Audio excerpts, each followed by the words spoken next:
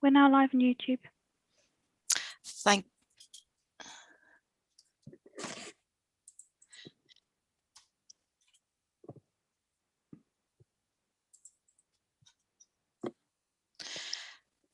you very much, Leah. Good evening and welcome to this full council meeting of Broadland District Council on Thursday, the 25th of February 2021. This meeting is being held as a virtual meeting and live stream for public viewing on YouTube. A very warm welcome to everyone joining us via the live streaming link. My name is Karen Vincent and I'm Chairman of the Council. Our committee officer is Dawn Matthews this evening and Leah Arthurton is managing the live stream for us. My thanks to both of you for your support this evening. Members, you will see we have a very full agenda before us and a number of decisions that require a recorded vote, given that it's a budget meeting. And I would appreciate your cooperation to make this meeting run as smoothly as possible and for the roll calls to run as efficiently as possible, please. I'm sure we're all now well versed with the meeting etiquette, given that full council has met by virtual means now for 10 months. And so I think all I need to say at this point are just a couple of points. And that is, when you are not speaking, please ensure that your microphone is muted to minimize background noise. If you wish to speak, please indicate through the chat function, and I shall be monitoring this throughout the meeting and we'll invite you in turn to speak. And should you need to step away for a comfort break, please would you turn off your video until you return. As a reminder that this is live stream and you will be seen.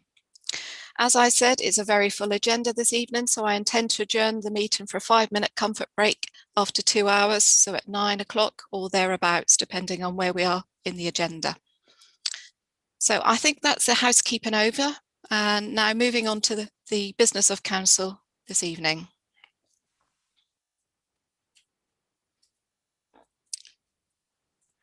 In the usual way, we will commence with a roll call to confirm attendance and to receive declarations of interest. Members, when your name is called, please would you acknowledge your presence and declare any interests you may have in accordance with agenda item 1.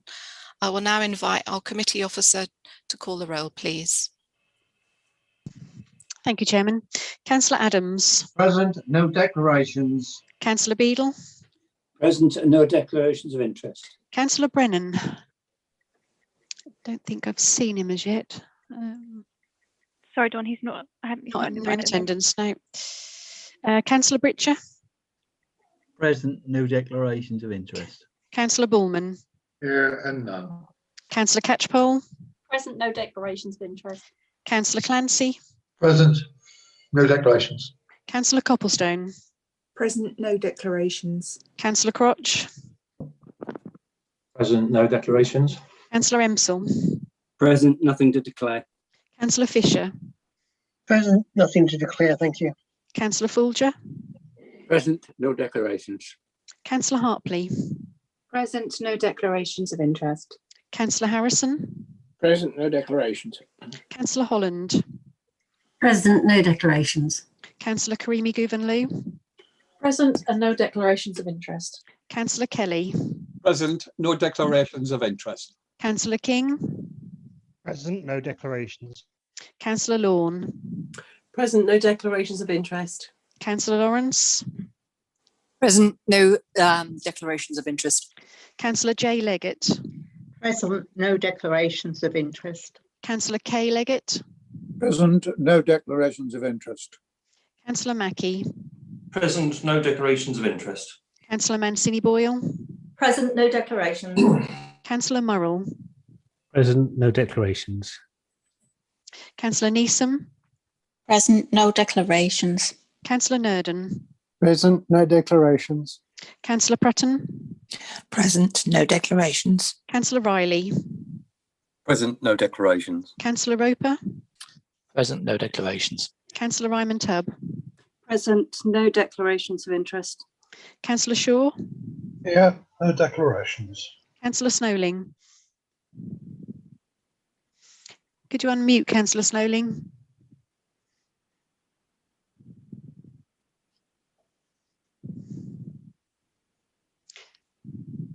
Can I confirm, Councillor Snelling, you are in attendance and you have no declarations? Can you put your hand up to confirm that is the case?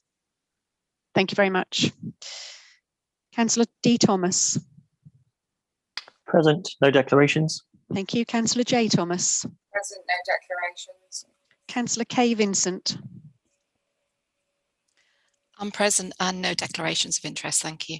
Councillor S. Vincent. Present and no declarations of interest. Councillor Walker. Present, no declarations. Councillor Ward. Present, no declarations of interest. Councillor Wymark. Present, no declarations of interest. And am I right in thinking, Councillor Brennan, you have now joined us? Yeah, that's correct. Apologies, I couldn't get Zoom to open up. No declarations of interest. Thank you. Thank you very much. That completes the roll call on the declarations of interest, Chairman. Thank you very much, Dawn. And just to check that you got Councillor Starland's, I've got those in the chat that she sends her apologies. Chairman, I've got a list of apologies for you at the next item. Sorry, I'm jumping the gun. Thank you. So we have that one. Dawn, could you give me any other apologies that may have this evening, Of course, please? Chairman. We have apologies from Councillors Cook, Grattan, Gurney, Hempsall, Moncur, Peck and Starling. Thank you very much.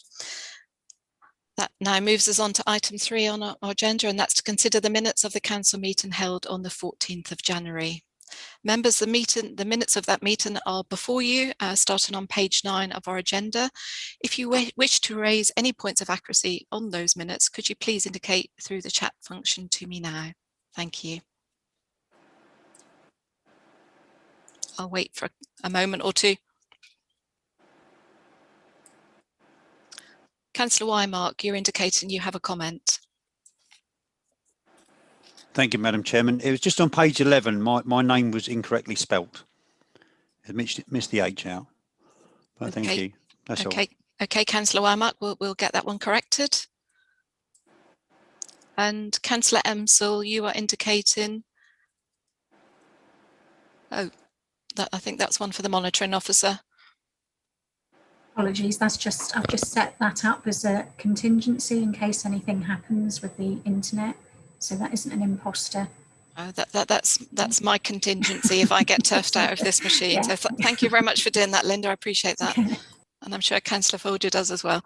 On that basis, are any other comments on the minutes?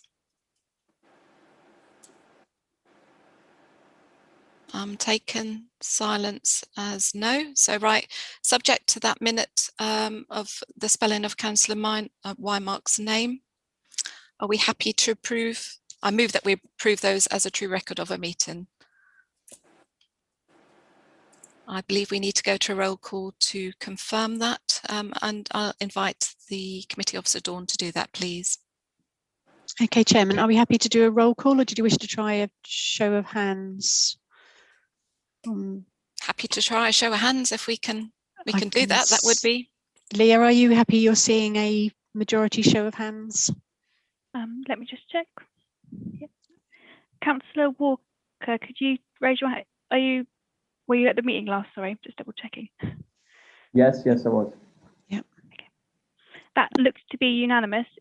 Yep. Wonderful. Okay. Thank you very much. Thank you, Chairman.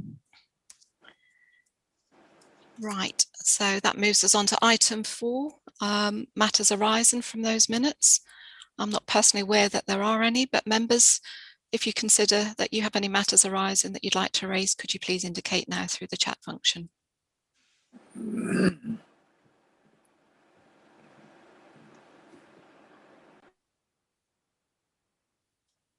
Again, I'm not seeing anything there. So that now takes us on to item 5 of the agenda, and that's announcements. I would just like to take this opportunity to recognise our one officer team, who not only continue to deliver the services that we expect from this council, but I believe who are going above and beyond to support our residents and reaching out to those most in need. And also their work in supporting our businesses across Broadland during these very challenging times. So I'd just like to formally record mine, and I'm sure or I speak on behalf of members here tonight to record our thanks to our One Officer team for all that they're doing and during these challenging times currently. If I may ask our Head of Paid Service to pass on our sincere thanks to our One Officer team, please. Chairman, thank you for the kind comments, and yes, absolutely I will. Thank you. And I'd also like to publicly say thank you to our community groups who are once again stepping up and showing their support throughout the communities during this challenging time.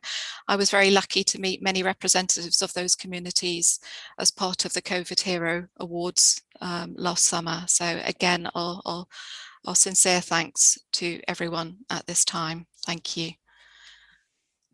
That just leaves me to say you will find my list of civic engagements on page 15 of the agenda before you. I think they're self-explanatory, so I don't feel the need to expand on those any further. That now takes me to the Vice Chairman. Vice Chairman, do you have any announcements this evening, please? Yes, I'd just like to record my thanks and that of everybody for the efforts being made to protect people in our area as far as COVID is concerned, and all the excellent measures being made to assist them in every way, and to encourage them to undertake vaccinations as and when they're invited to do so. Because I think for the future, this is a requirement really to allow people to participate in all social events after the critical time in June, and obviously to promote the increase in the economy as far as travel is concerned, and the use of public transport. Thank you, Chairman. Thank you very much, Vice Chairman. I now refer to the Leader. Leader, do you have any announcements to make, please? Thank you, Chairman. Just like to take the opportunity just to do a quick update on where we find ourselves with COVID. After some of the bleak news that we've heard, things are progressing locally in a good way. Numbers of cases are down, and that puts us in a good place to pick up where we heard from government earlier this week about the staged release as such from lockdown. The vaccine program gives us all hope. Locally, this is going very well. And again, today I heard that we've now been able to achieve over 40% of adults over 16 have now had their first dose, or at least their first dose of the vaccine, which is quite amazing.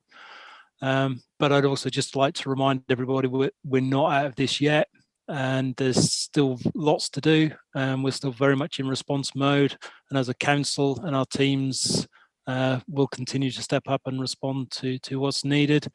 As an example of that, I'd just like to thank them for the work that they've done in supporting other councils. You would have heard reported in the press around the South African variant being in Norfolk, and our teams have stepped up and been demonstrating its resilience and capacity and capability to head straight into that challenge and lead in the delivery of the testing program and getting the kits out to residents so that can be taken forward.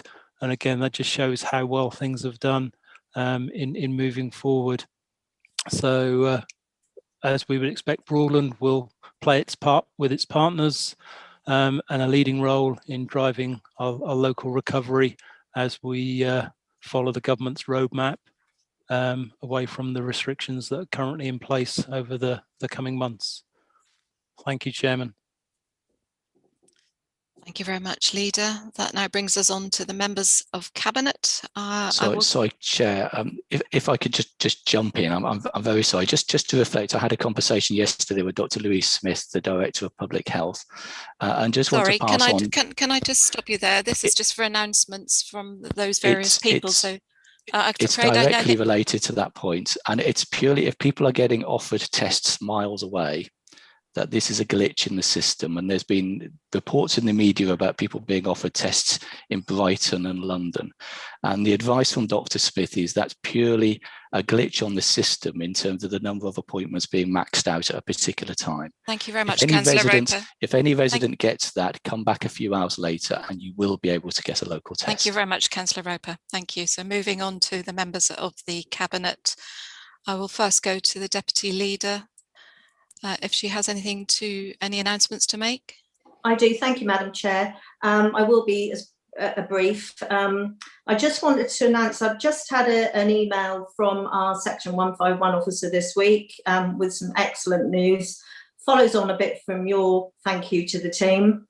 The latest tranche of the business grant payments that covered the 16th of Feb to the 31st of March, the guidance and allocation for these were released quite late on Monday. The officers have managed to pay 960 businesses in BDC, totalling 2,246,000, and this money will be in the bank accounts tomorrow. I just want to personally thank the team. That is an astonishing performance, so I'm sure everyone feels the same. Thank you so much. That's wonderful news. So thank you for sharing that with us this evening. Thank you. I'll now refer to or invite the Cabinet members alphabetically in order just to check if you have any announcements. Councillor Copplestone.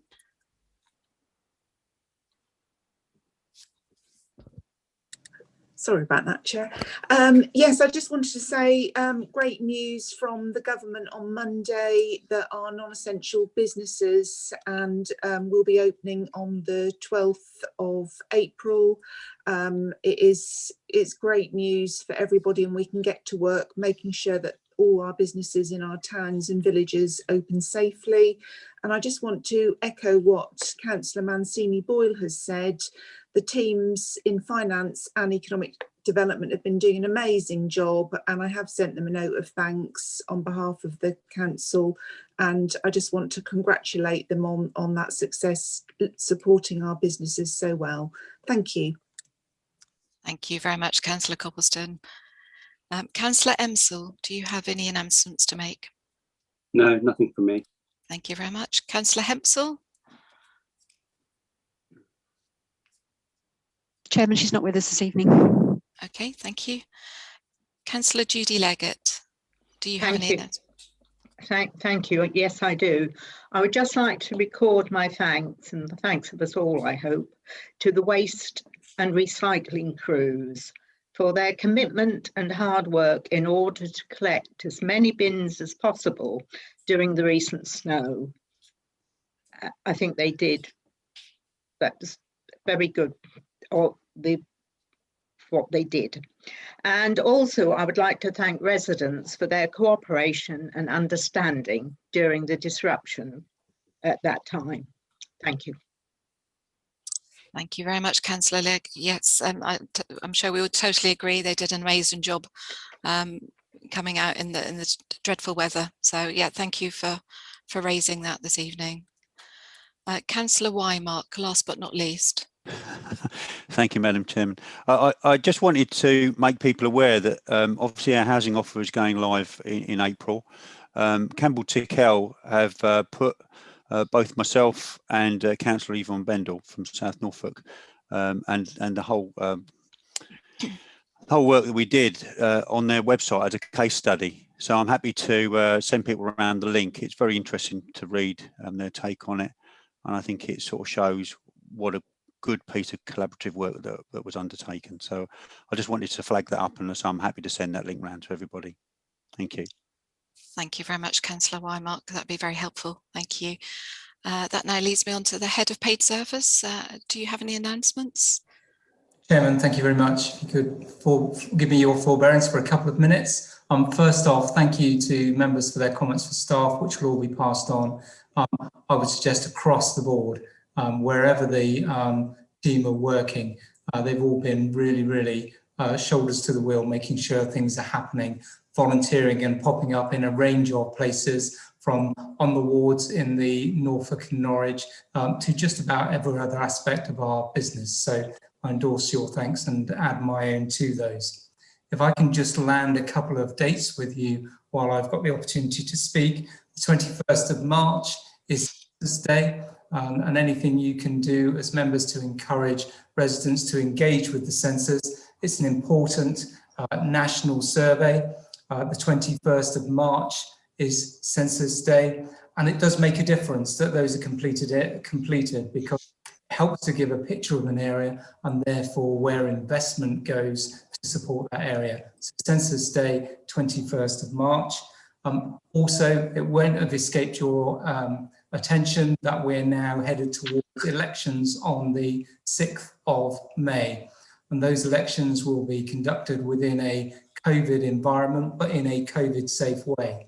And as returning officer and electoral registration officer, it's really important to promote the following 2 dates. If somebody is entitled to vote but not registered, they have until the 19th of April to register to vote. People might be nervous about the ways in which they can vote for this election. Firstly, they'll be able to go to a COVID-safe polling station. If they're not sure about that, they must have an application to postal vote in not later than 5 p.m. on the 20th of April. But the earlier they put their applications in, the more readily we'll be able to process those in good time.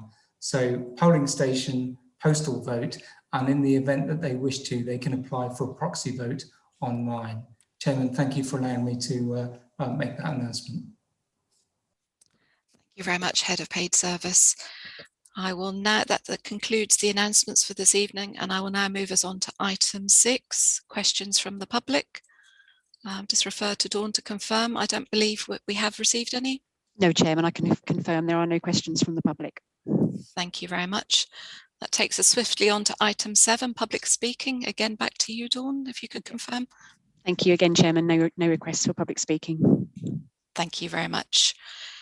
So I will now move us on to item 8 of the agenda and invite the Chairman of the Overview and Scrutiny to present this item. Before I do that, if I can just say we are dealing with the non-exempt minutes only here, so please save any discussion you may have on the exempt minutes until item 19 of our agenda. Over to you, Councillor Riley. Thank you, Chair. Yeah, sub points 1 and 2 there, the minutes of 26th January and the 2nd of February are as there as written, and there's nothing else to raise at this meeting. Thank you, Chair. Thank you very much, Councillor Riley. I just ask the committee officer, Dawn, can we receive those and confirm acceptance by show of hands? Yes, Chairman, that would be perfect. Okay, so all in favour? Yep. That's unanimous. Thank you very much. That now takes us to item 9 of the agenda, and that's the Cabinet. Again, before I invite the leader to introduce this item, I'd just like to make clear a couple of points, please. At this point, we are receiving the non-exempt minutes of Cabinet. So again, please save any discussion you may have this time until agenda item 20, please. Also, you'll notice indicated on the agenda that the item named Revenue Budget and Council Tax, item 9.1, will be dealt with under item 11. In addition to this, I move in accordance with Part 4.14 of the Constitution that we change the order of business to enable 9.3 Capital Budget Strategy and Capital Programme, if I can get my words out, also to be dealt with at the same time under item 11. Sorry, did I say 9.3? I meant 9.2, the Capital Budget Strategy and Capital Programme. Do I have a seconder? The leader is saying he will second. All in favour? Thank you very much. So at that point, I will invite the leader to introduce this item. Thank you. Chair, we on item 11, the council tax resolution? No. Sorry, Chair, my screen froze. I didn't hear that. Apologies, Chair.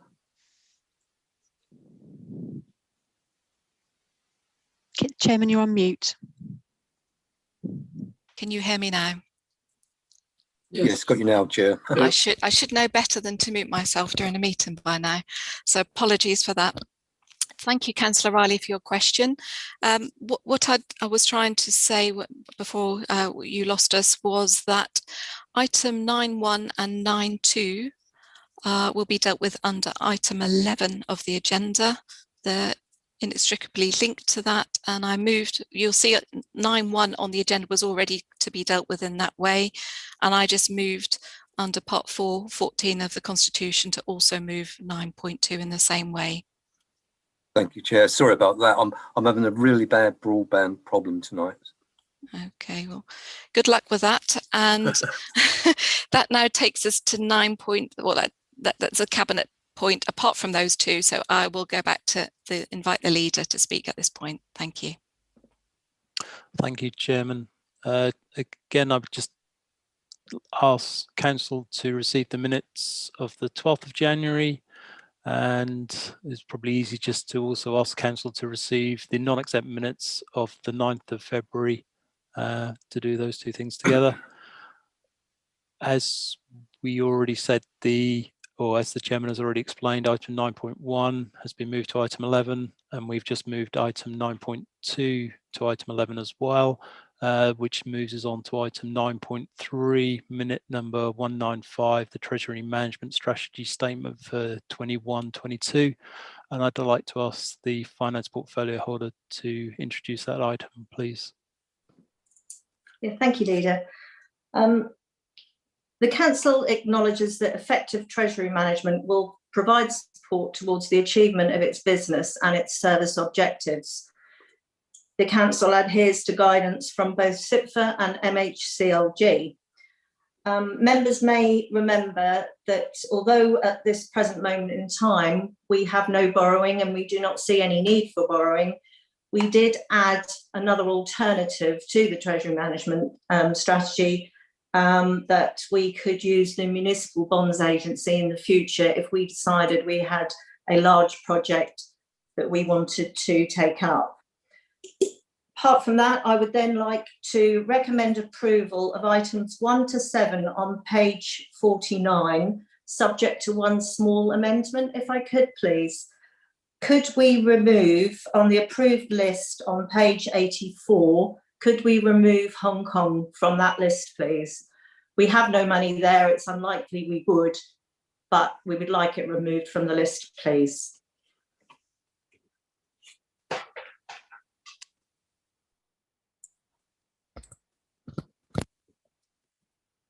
Thank you very much, Councillor Mancini-Boyle. You were proposing this. Do you have a seconder, please?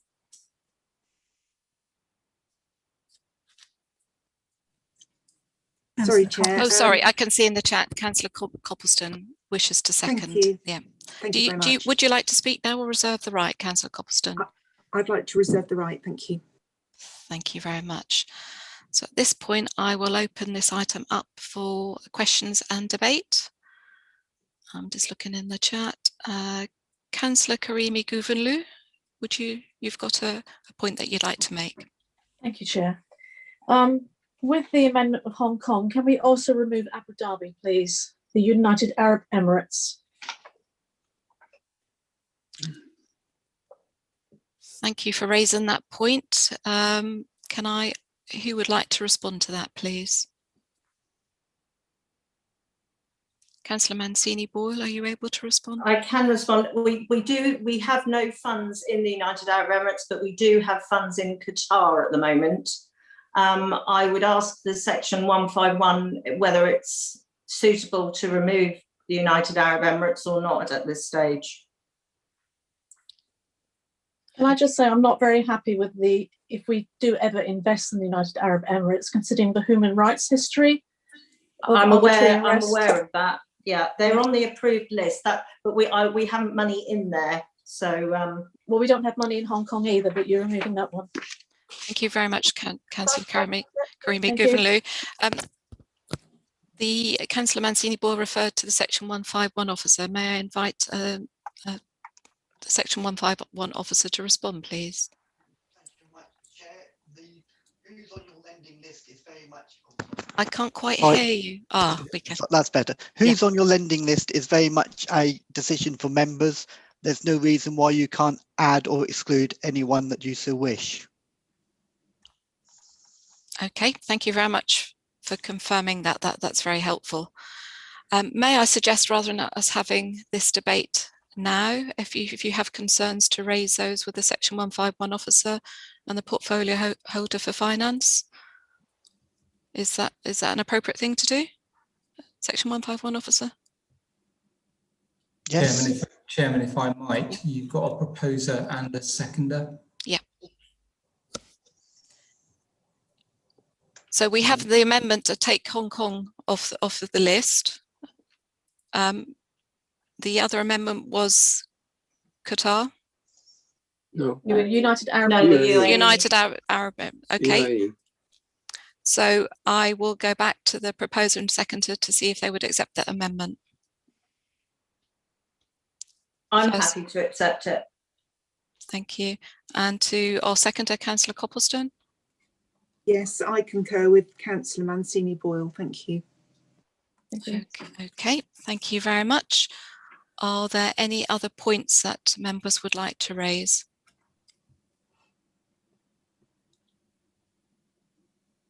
I'm not seeing anything in the chat. Okay.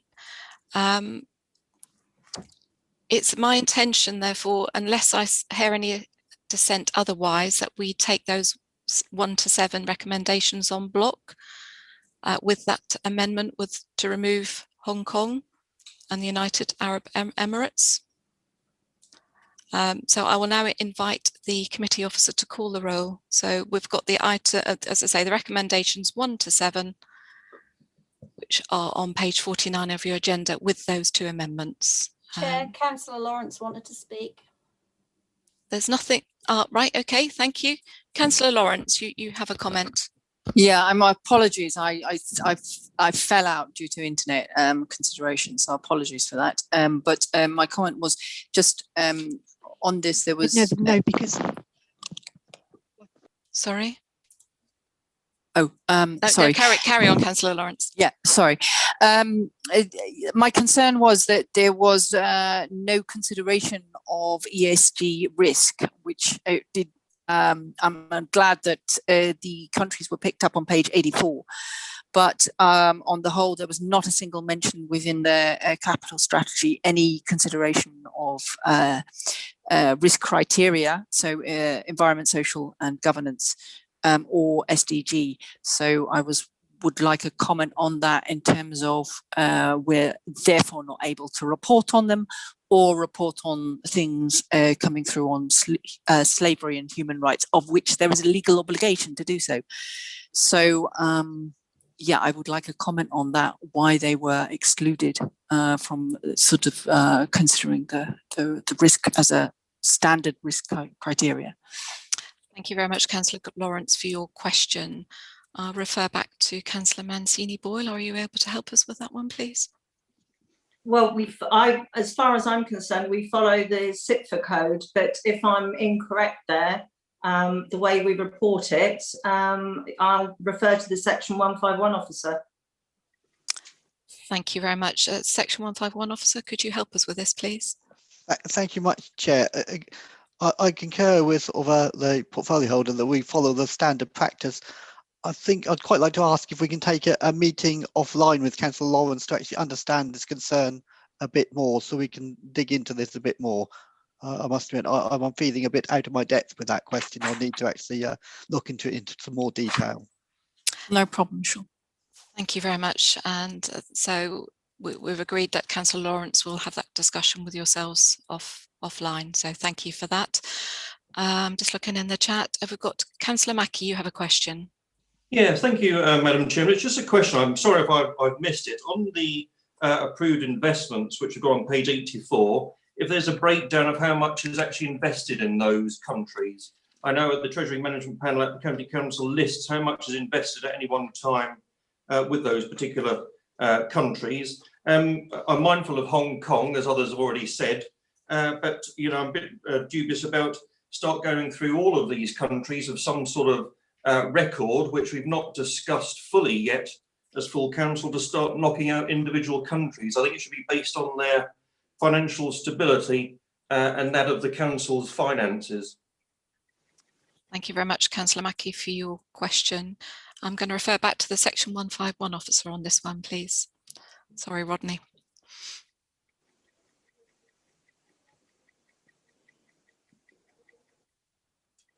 Sorry, I was just calling up the list of our current investments. So at the moment, we got 246 in Qatar, National Bank, 1 million with Lloyd's and 1 million with Goldman Sachs.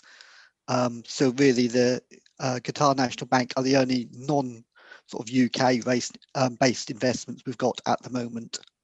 Okay, thank you very much for confirming that. So I think we've given this a very good debate. We've had a number of questions and we know how we're going to deal with those. So I'll go back to the point I made. It's my intention, unless I hear otherwise from members, and I haven't seen any dissent since I raised it a short while ago, that we now vote on these 7 recommendations en bloc. As I said, they're on page 49 of your agenda papers, so I won't read them out in full unless members indicate they require me to. No, so members, you're comfortable what we're voting on. It's 1 to 7 of the recommendations on page 49 of your agenda. Right, on that basis, I will now ask our committee officer to call the roll, please. Thank you, Chairman. Councillor Adams. For. Councillor Beadle. For. Councillor Brennan. For. Councillor Britcher. For. Councillor Ballman. Agreed. Councillor Catchpole. For. Councillor Clancy. For. Councillor Copplestone. For. Councillor Crotch. For. Councillor Emsell. For. Councillor Fisher. For. Councillor Folger. For. Councillor Hartley. For. Councillor Harrison. For. Councillor Holland. For. Councillor Karimi Guvenlou. For. Councillor Kelly. For. Councillor King. For. Councillor Lawn. For. Councillor Lawrence. For. Councillor Leggett. For. Councillor, sorry, that was Jay Leggett. I do apologise. Councillor Kay Leggett. For. Councillor Mackie. For. Councillor Mancini Boyle. For. Councillor Murrell. For. Councillor Neeson. For. Councillor Nurden. For. Councillor Prutton. For. Councillor Riley. For. Councillor Roper. For. Councillor Ryman Tubb. For. Councillor Shaw. For. Councillor Snowling.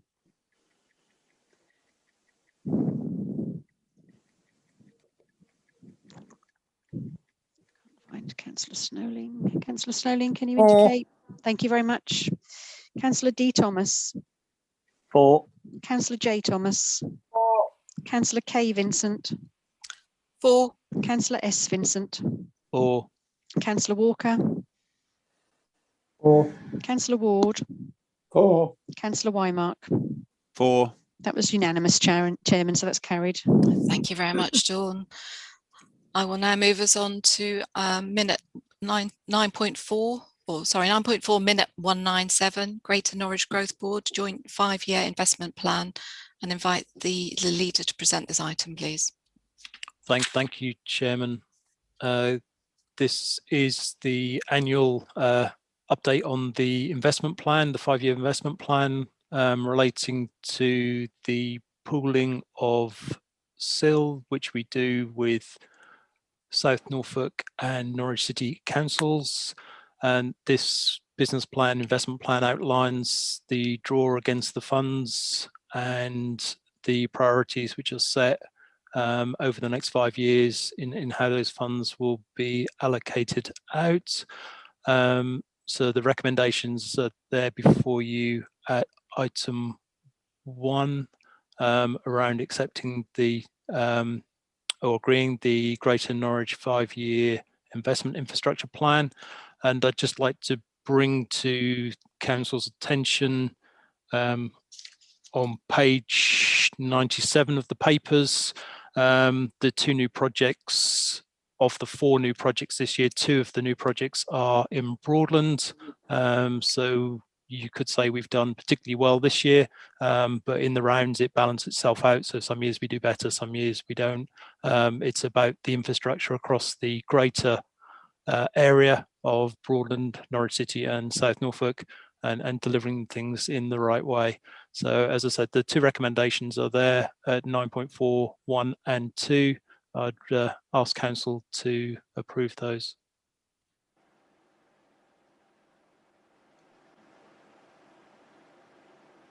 Thank you very much, Leader. You are proposing this, and I can see in the chat that Councillor Bullman wishes to second this these recommendations. Councillor Bullman, would you like to speak now or to reserve the right? I'll reserve the right, thank you, just in case. Thank you very much, Councillor Bullman. So at this point, I'll open this item up for question and debate. I'm just looking in the chat. Would anyone like to speak on this item? I will pause for a moment.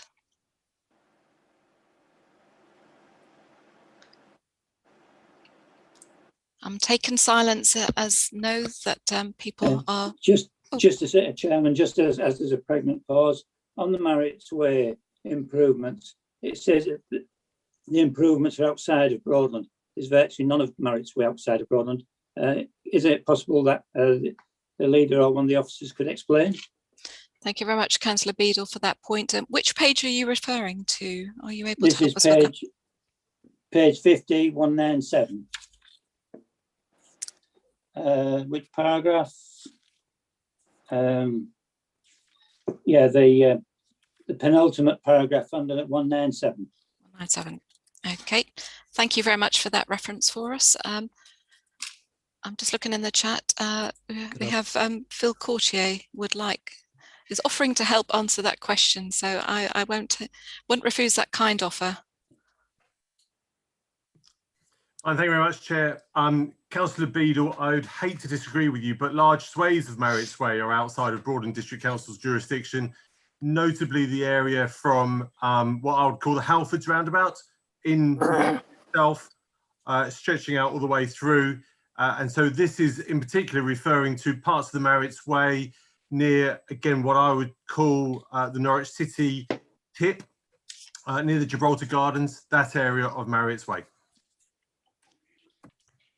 Just to come back on that Chair, in length terms, that's a relatively small length compared from the City Council boundary right through to Thelmthorpe and then back to Wroxham, although the Wroxham station is actually in Hoverton, which is in North Norfolk.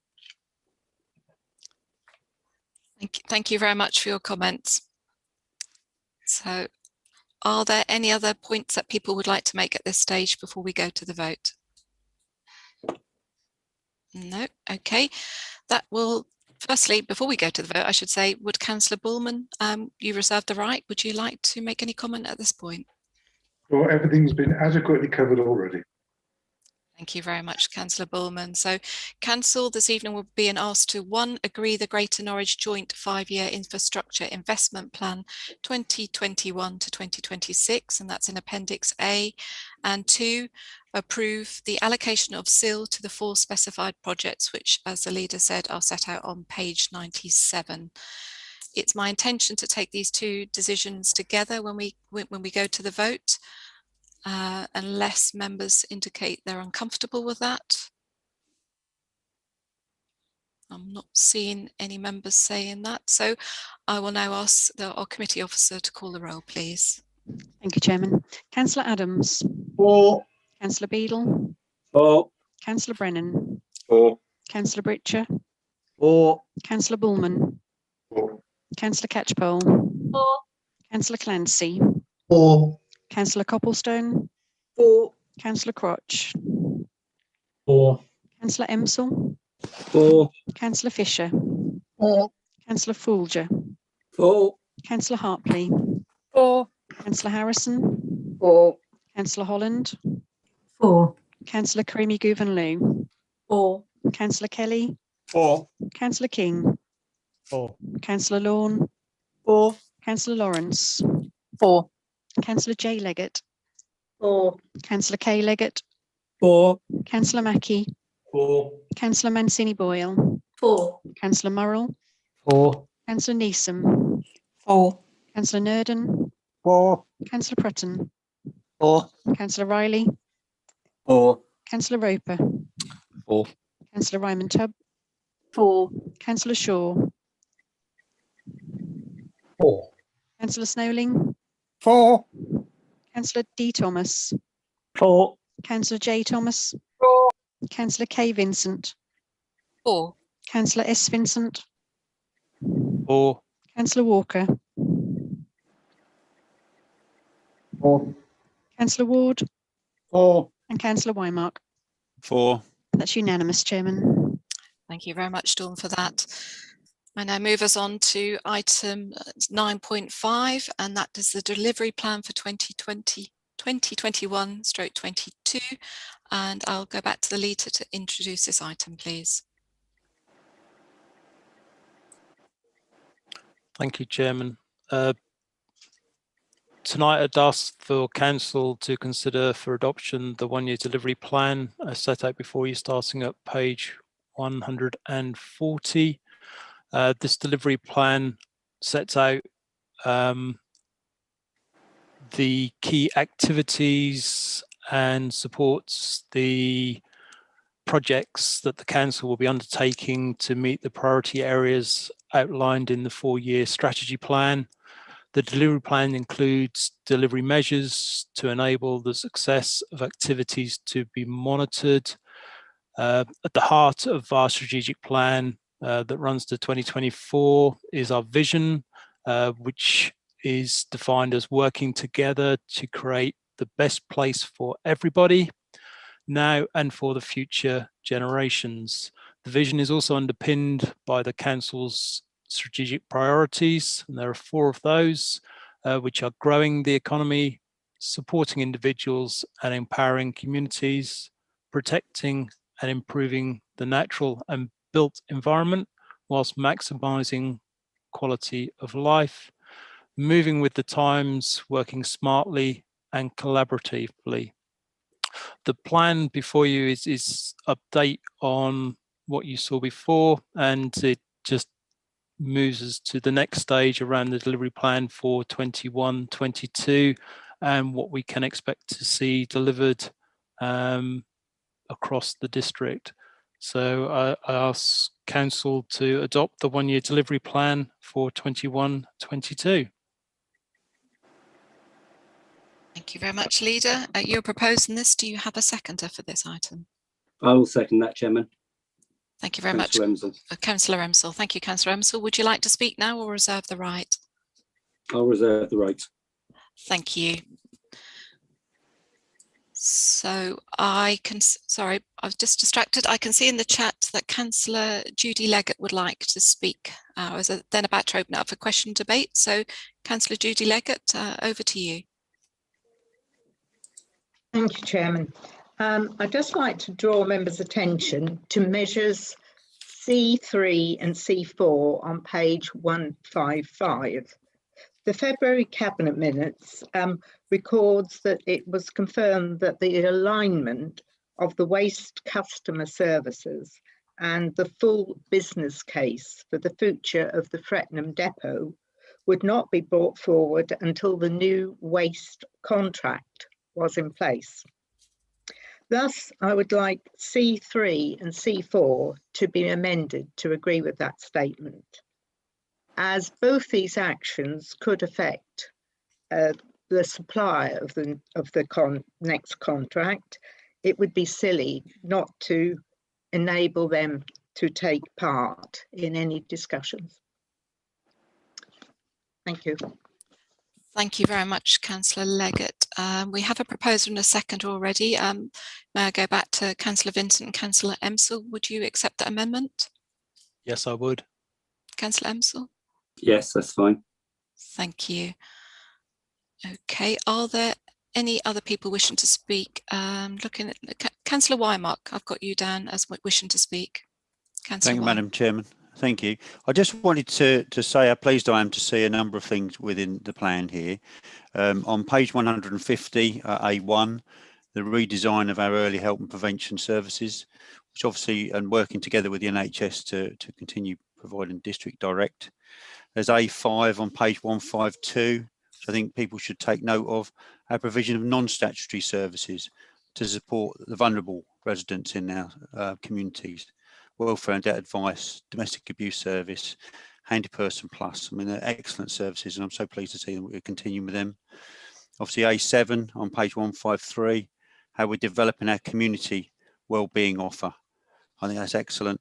And actually, I was really pleased to see on here, obviously, I know that we're doing it, but E1 on page 159, I was really pleased to see that the ONS on their work programme are looking to review the best-in-class housing programme in 6 months' time. And I welcome that, to see where we are, how we can improve things better, if indeed we can. And I look forward to ONS telling us their view. Okay, thank you very much. Thank you very much, Councillor Wymark. Are there any other points that members would wish to make at this stage? No. Okay, I will go back to Councillor Emsell, who you reserve the right to speak. Is there anything that you'd like to say at this point? I would just like to say this is a very comprehensive plan, and I'd like to thank all officers from all the departments who have obviously put all the information together that gives us a clear, focused plan that we can work with. So it's very well done from everybody, and it does have a lot of good things in it if members want to have a look right through it and check out all the different sections. Thank you. Thank you very much, Councillor Emsell. That takes me back to the proposer, Councillor Vincent. Is there anything that you'd like to say in summing up? Thank you for that, Chairman. As Councillor Emsell has just explained, that this is a very comprehensive document that outlines the way in which the council will take forward a large number of projects, working right across the district and bringing benefits to the residents and to the way in which the council operates, which has got to be congratulated. And I would just like to follow suit with what Councillor Emsell said in thanking the officers of the One Team for their amazing amount of work that they do in one, pulling this together, but also in the delivery that will ultimately follow through from this. And as we heard from a few people that identified some of the key activities that are going on, but there are so many things that we are doing and they're all listed in this document. So I just asked Council to approve the delivery plan for 21-22. Thank you very much, Leader. Council, as you've heard, we're being asked to approve the adoption of the one-year delivery plan for 21-22, and that is subject to the amendment put forward by Councillor Leggett, referring to C3 and C4 on page 155. I noted down. I hope that's correct. Thank you. Thank you. On that basis, I will now invite Dawn just to call the roll so that we may vote on. Chair, just before you take the Stuart Beadle here. Oh, Councillor Beadle, yep. Yeah, just before you do go to the vote, could we have the amendment repeated, please? Okay, Councillor Beadle, if I may invite Councillor Judy Leggett just to put that to us again, please.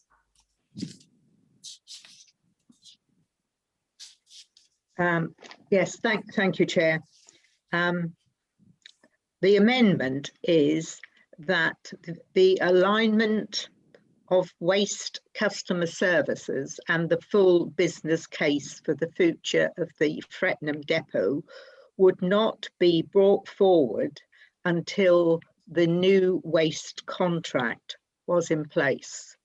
You are aware we're out to procurement. So, sorry, not those last words. Thank you. Thank you very much, Councillor Leggett. Okay, so I will go back to where we were and invite our committee officer Dawn to call the roll so that we may vote on this item, please. Thank you, Chairman. Councillor Adams. For. Councillor Beadle. For. Councillor Brennan. For. Councillor Britcher. For. Councillor Bullman. For. Councillor Catchpole. For. Councillor Clancy. For. Councillor Copplestone. For. Councillor Crotch. For. Councillor Emsell. For. Councillor Fisher. For. Councillor Folger. For. Councillor Hartley. For. Councillor Harrison. For. Councillor Holland. For. Councillor Karimi Guvenlu. 4. Councillor Kelly. 4. Councillor King. 4. Councillor Lawn. 4. Councillor Lawrence. 4. Councillor J Leggett. 4. Councillor K Leggett. 4. Councillor Mackie. 4. Councillor Mancini Boyle. 4. Councillor Murrell. 4. Councillor Neeson. 4. Councillor Nurden. 4. Councillor Prutton. 4. Councillor Riley. 4. Councillor Roper. 4. Councillor Ryman Tubb. 4. Councillor Shaw. 4. Councillor Snowling. 4. Councillor Thomas. D Thomas, sorry. 4. Councillor J Thomas. 4. Councillor K Vincent. 4. Councillor S Vincent. 4. Councillor Walker. 4. Councillor Ward. 4. Councillor Wymark. 4. Chairman, that's unanimous.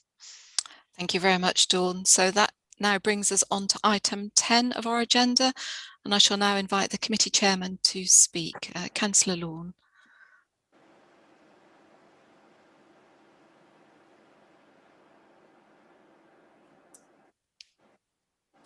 Councillor Lawn, I don't know if...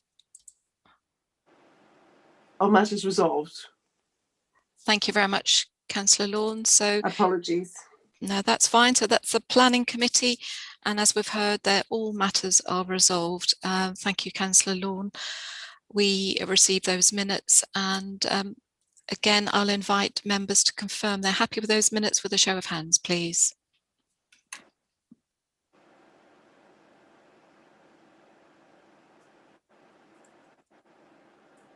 It looks to be unanimous, Chair. Thank you very much, Leah, for confirming that.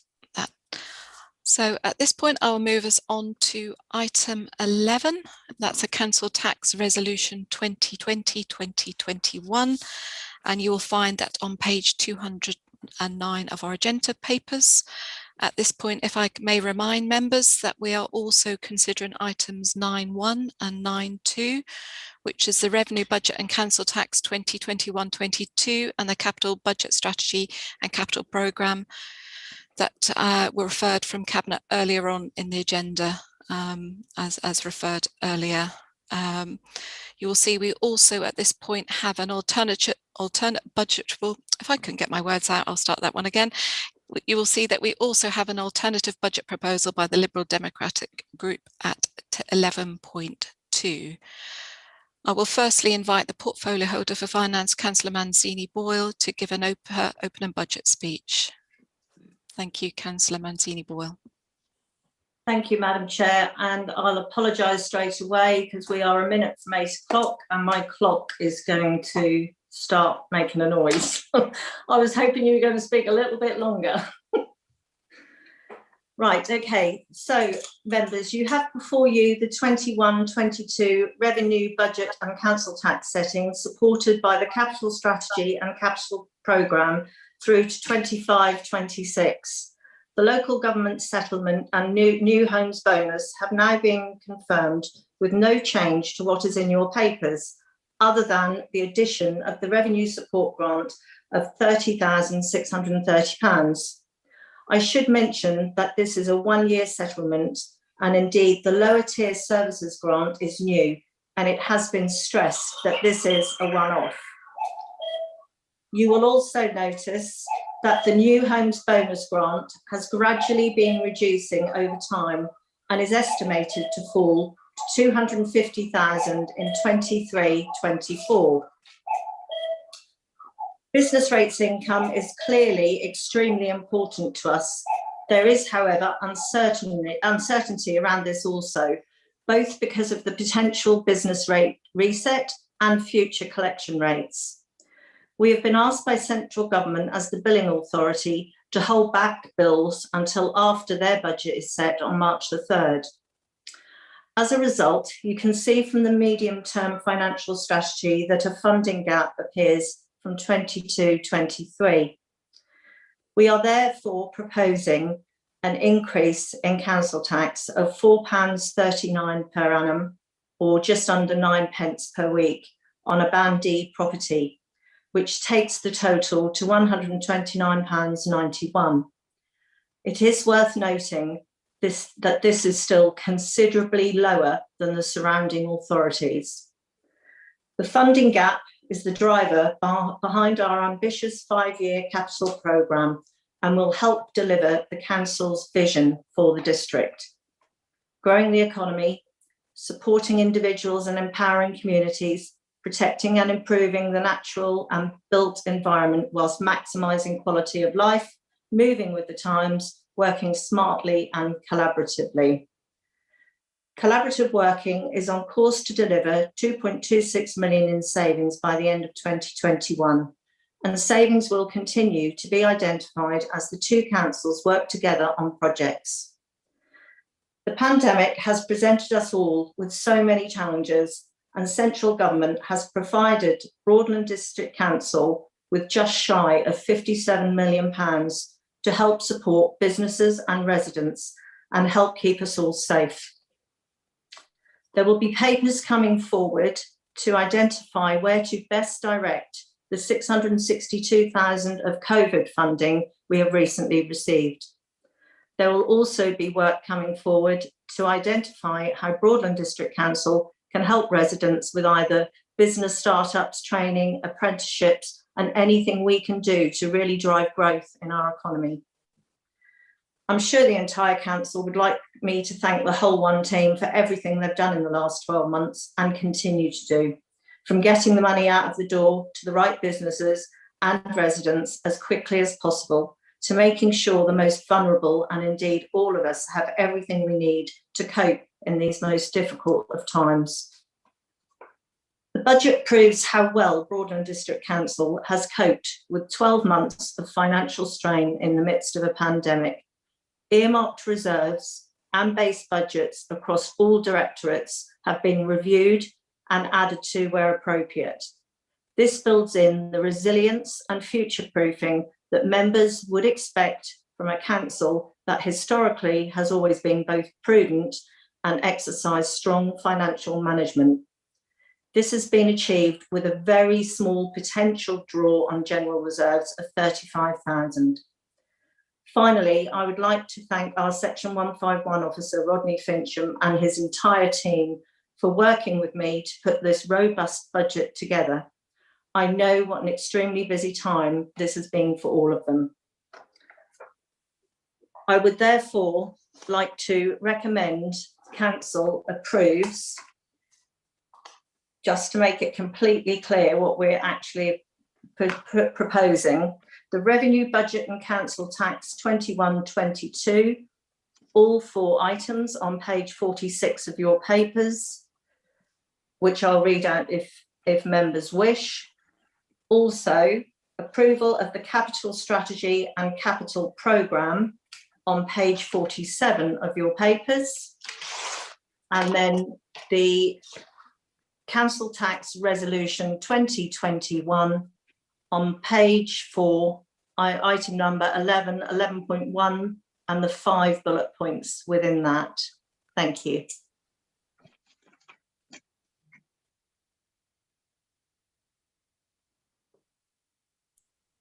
Thank you very much, Councillor Mancini-Boyle. You are proposing these budget items. Do you have a seconder?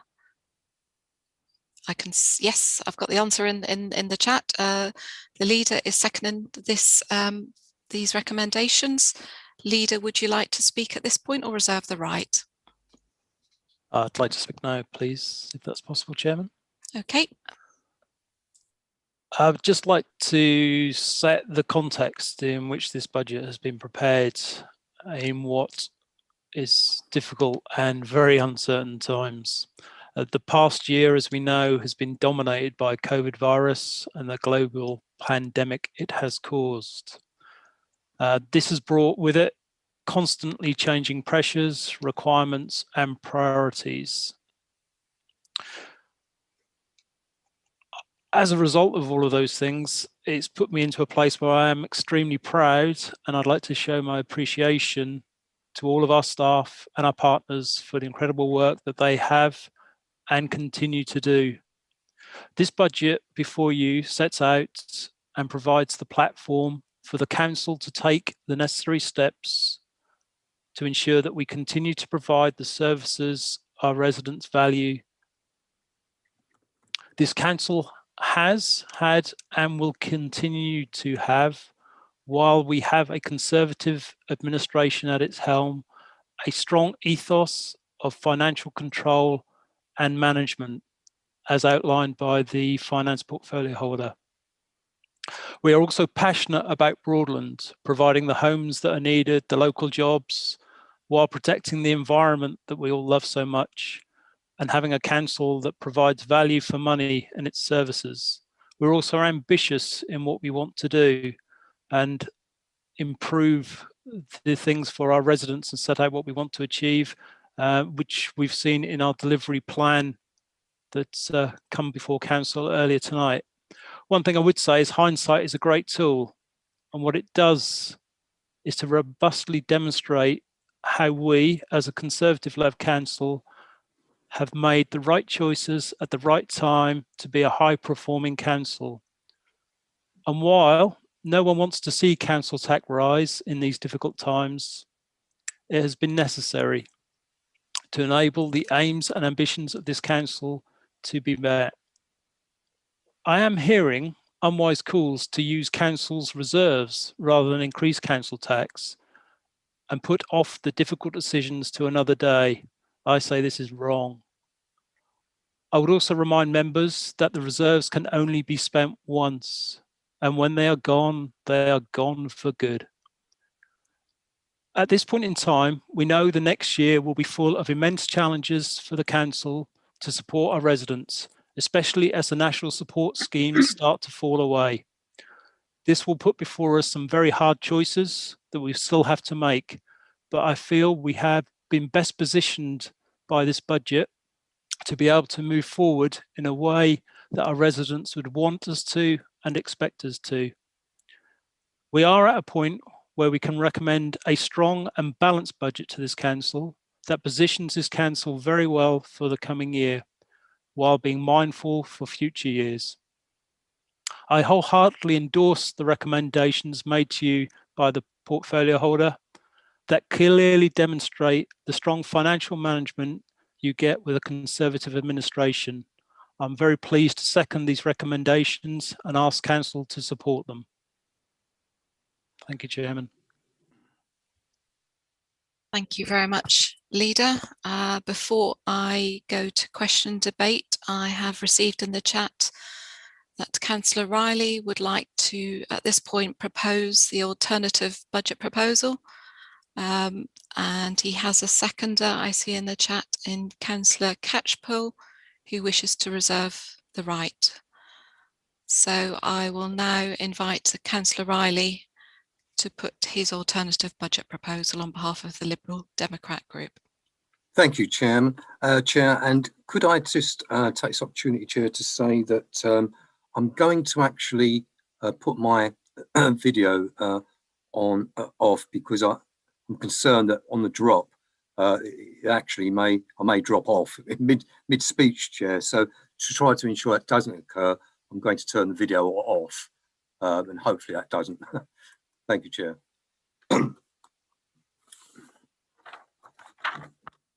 Yeah, in moving the amendment, I'll just articulate as it's written in 11.2 the two main points to this. Council tax freeze for 2021 funded by draw on general reserves of 204,837. And the second element to it, to better align the grants policies of Broadland with those of South Norfolk District Council, to increase the budget for community grants by 50,000 and increase local member grants to 1,000 per member. This will be a total cost of 73,500 to be funded from in-year efficiency savings and draw from general reserves. Maximum draw on general reserves will be 73,500 for this community scheme. I'd also draw the council's attention to the section 151 officers' comments directly below that, as written in 11.2, and the two bullet points. Overall, in my opinion, the budget has been based on a reasonable set of assumptions with due regard to the risk and is therefore robust. In my opinion, the level of reserves is adequate for known and potential risk at this time. And just further to that, I would like to add the Lib Dem Alternative Budget in seeking to find in seeking to fund the drawn reserves draws upon the fact that the council's estimated reserves at the 1st of April 2020 will be 4.5 million. By funding from the reserves, this would mean that the reserves would then be 4.2 million. This would still be significantly higher than the minimum of 2 million, the amount recommended by the Section 151 officer. The amount would normally be, in normal circumstances, around 1.2 million. But due to the unknown circumstances that may occur in COVID, he is recommending 2 million. So this is significantly higher than the minimum requirement that this 151 officer has indicated. And therefore, this is robust, this is sound, and it is responsible. I do not agree that in actual fact, this is the right choice to be making at this point in time. So I'll just move on to the reasoning and justification for the freeze, and then on to the reasoning and justification for the grant scheme. At this, we've been engaged with South Norfolk in terms of making savings for quite some time now. It's just been indicated there's another 2.2 to be made this year. During the feasibility study, if you remember, I was engaged with this with Andrew Proctor on behalf of Lib Dems right from the beginning. We clearly understood what was meant by that feasibility study and what the purpose of it was. Indicative, it was to also make savings of 8.6 million. The purpose of that wasn't to induce cuts. The purpose of that was to ensure that we are making savings to better service the residents, keep council tax bills down. The reality is, over this period of time, and certainly since I've been a councillor since 2013, we've seen reserves steadily increase way above what the minimum requirements are, and they've been constant around about 1.2 million. They're way above that. So therefore, this is not the right time to be raising council tax in this particular year with COVID. The effects of COVID are yet to be realised properly once all the restrictions are lifted. The furlough scheme is yet to end. When it does end, then it is expected that that will have adverse effect in terms of people's wages and what they can afford and what they can do. Also, unemployment is already up. It's expected to rise at the end of that period. Therefore, people will be in difficulty. This is not over yet in this particular year, and therefore this is not the year to be raising council tax when we have reserves way above what the minimum requirement is. It's irresponsible to do so, and therefore the most responsible thing to do is to ensure that we are not putting up council tax in this at this point in time. In regards to the members' grant scheme, if you recall, again, part of the feasibility study was to ensure that we are improving services as we move forward, and the savings that apply to that. I've asked a question. Sorry. Sorry. And the savings that apply to that to support it.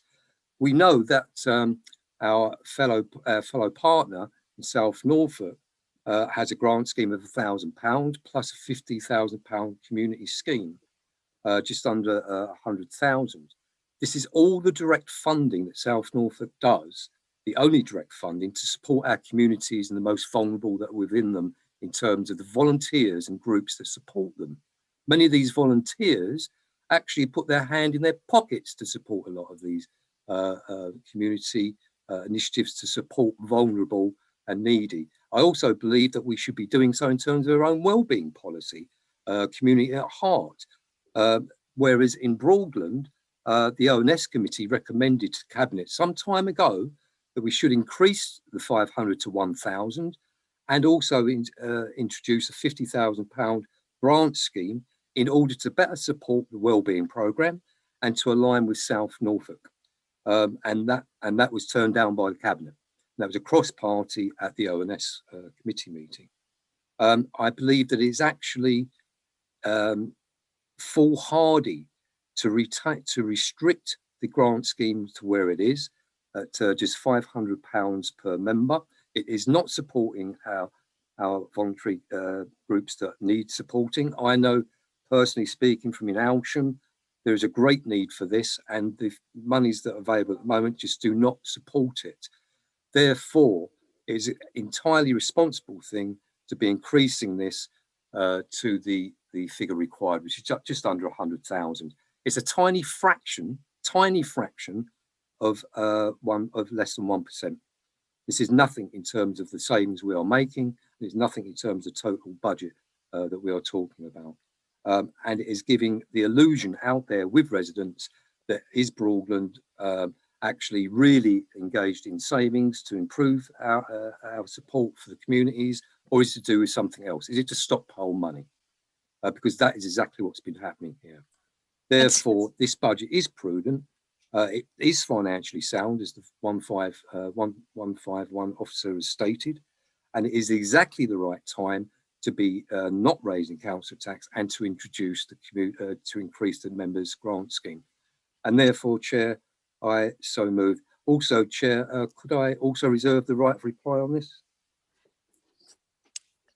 I'd come back to you for summing up at the end, Councillor Riley, before we go to the vote. And I just checked what the time limit is. We're allowed 5 minutes for the proposer. So I think we may have gone slightly over there, and other speeches are to be no longer than 3 minutes, please. So members, be mindful of that. And monitoring officer, if you could help me with the timer on those, that would be extremely helpful. Thank you. I have a number of people in the chat who wishing to speak. I have Councillor Bullman, followed by a question from Councillor Copleston, followed by Councillor Mancini-Ball. They're the first 3 people indicating to speak. So firstly, Councillor Bullman. I assure you I shall be within the time allowed, Chairman. Always noted for brevity.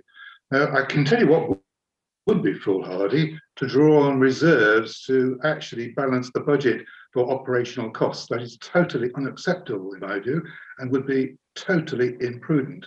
So I cannot accept that we should draw reserves in order to fund day-to-day funding. That is totally against what most councils would do, and certainly against what most prudent councils would do. So I could not support that at all.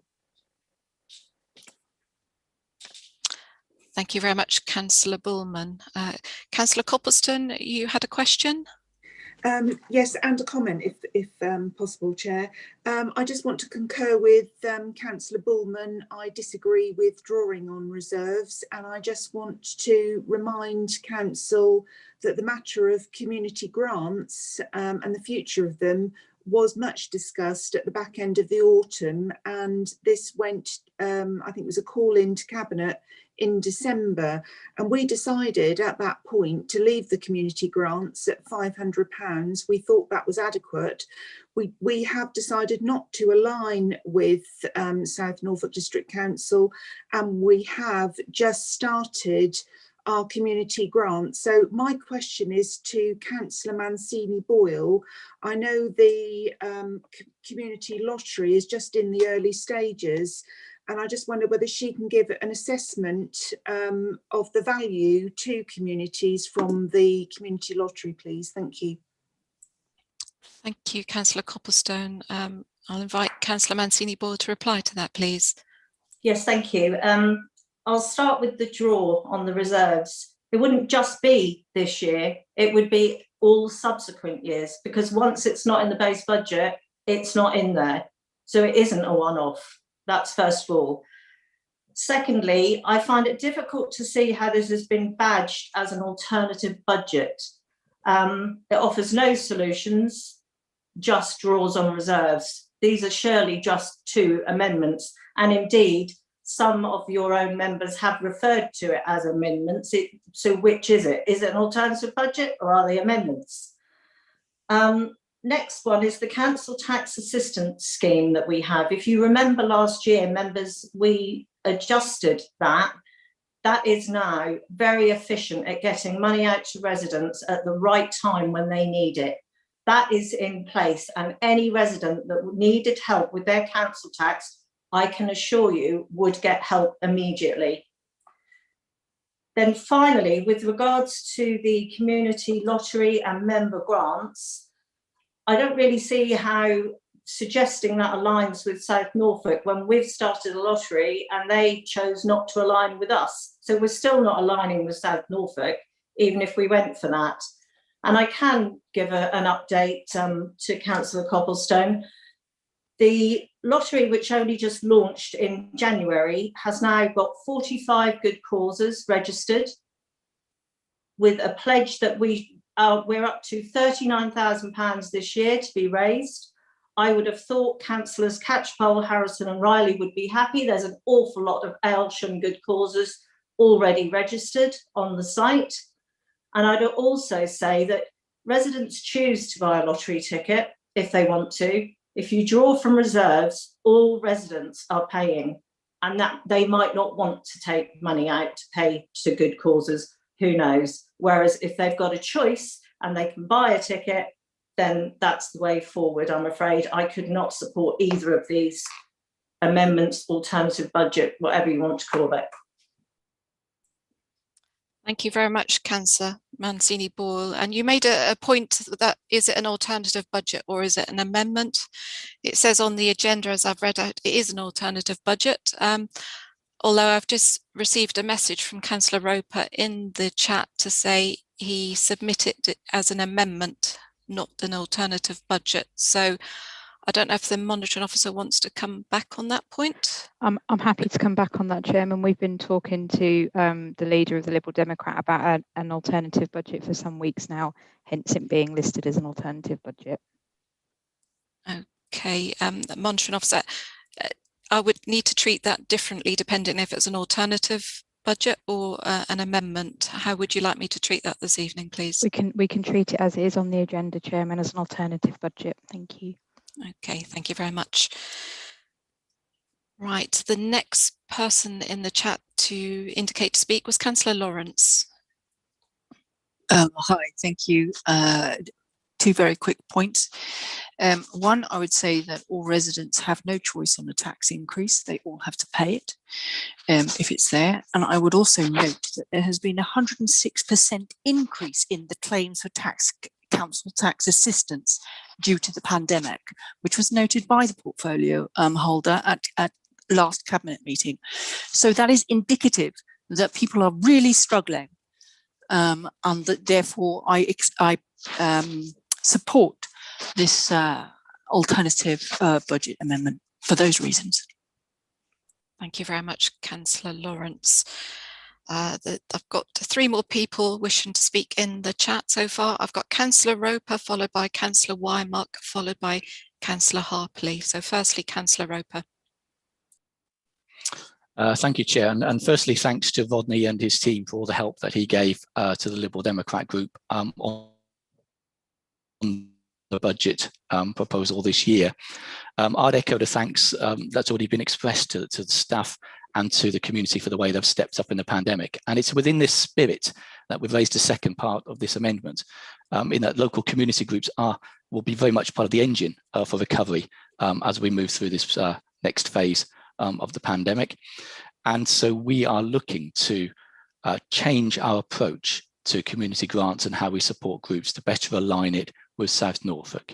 Let's show that we value them as much as South Norfolk does. So that's the reason why we are pushing this through. It's been discussed at length many times before. We thought today it needs to come to full council so that we can actually put our money where our mouths are on this and make a firm decision on it. Council tax is controversial. I've said before that it seems in recent years the Conservatives have become the party of council tax, in that national government likes to push down onto local government, so it has to put the council tax up. They like telling us to increase it. It's been said before, you can only spend money once, and that's true for our residents as well. They can only spend their money once, and we want to give them the choice as to how they spend this bit of money going forwards. The choice you've got before us is, do we have £228,000 come to Broadland District Council? Or do we have £228,000 spent in our local economy, spent in our local shops and down the local pub? And quite honestly, my word to the Broadland residents, if you do pass this part of the amendment tonight, is go down the shop and go down the pub, spend that extra fiver that you've got in your pockets. I'm sure they could all benefit from it. So that's the rationale here tonight. You know, it's about choices, and how can we as a council, when we've got £4 million in the general reserve, we've got £13 million in earmarked. You may recall in December, we moved some money around, 17 million in total. Be asking the residents of Broadland to be paying out an extra £228,000 to us when we're sitting on such huge reserves. I'd much rather that was spent down my local pub or my local shop and to help us with this recovery. So thank you very much indeed. Thank you very much, Councillor Roper. We have Councillor Wymark wishing to speak next. Thank you very much, Madam Chairman. I'm just quite astounded actually at some of the things that have been said tonight. I mean, where Councillor Roper goes with £5 on a Saturday night, I don't know. But I know in my pub I'd be lucky to get a couple of drinks, really. So I think £5 is a minimal amount of money, and something that our residents would actually welcome to ensure that their services continue. I've been astonished because we spoke often about the collaboration, and so many times I've heard how we are different from South Norfolk, and we are different from South Norfolk. We're collaborating, we're doing a good job in the collaboration. However, as has been pointed out, they do not have a community lottery as we do. They do not have that. I mean, I'm actually looking, I've got split screen here, and I can see currently at this moment in time, our community lottery is looking to raise £40,435.20 this year. This is in the first month. This will improve, this will, you know, go way beyond there. So I do not understand this argument at all. It's been said that people are struggling. Yes, they are. And we have support in place for them. And we will continue to put that support in place. Within the alternative budget here, it says this 73,500 will be funded from in-year efficiency savings and a draw on reserves, which could be up to the maximum, which is the 73,500.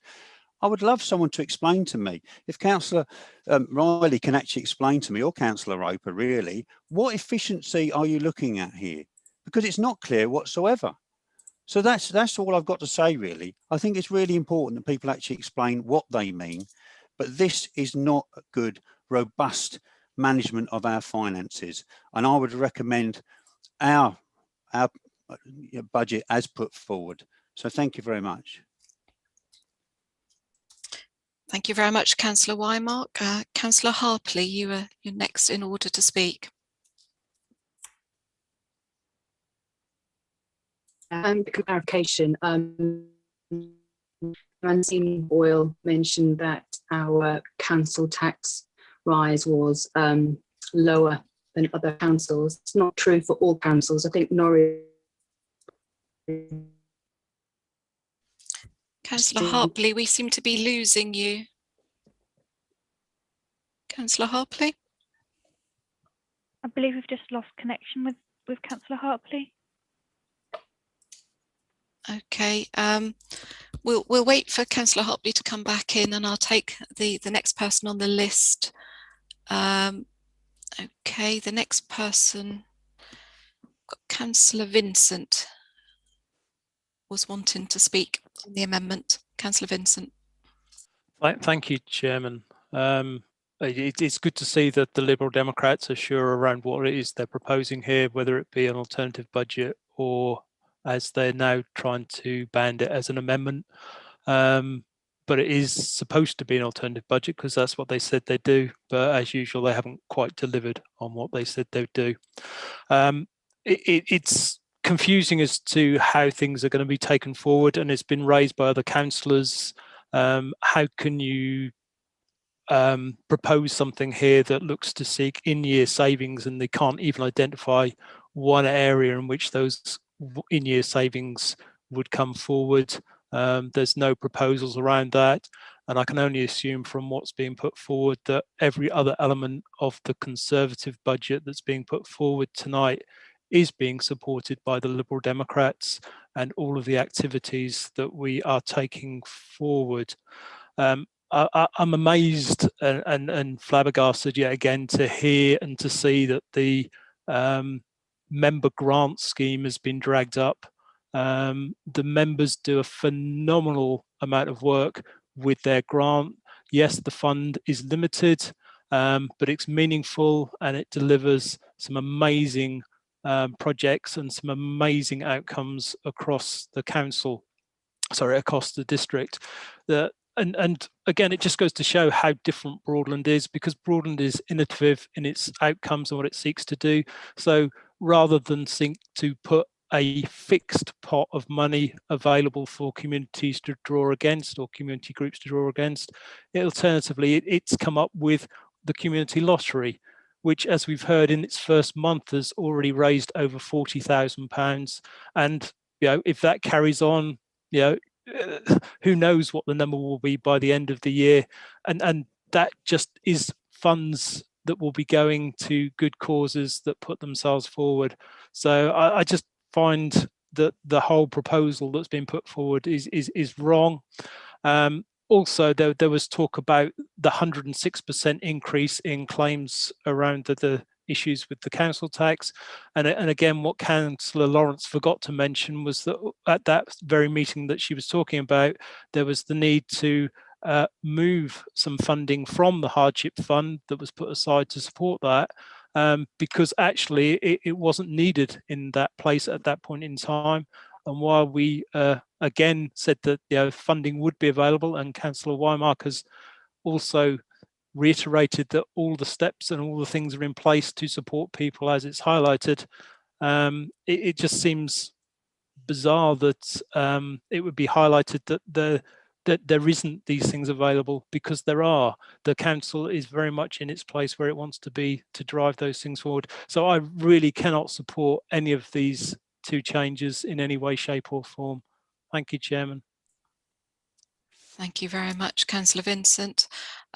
Councillor Harpley, I believe you're back in the room, so over to you to put your point to Council, please. Thank you, Chair. I don't know how much you heard, so I'll do a very quick recap. I just wanted to clarify that the claims of our council tax increase being lower than neighbouring councils isn't true, and that Norwich, I believe, is 1.94%.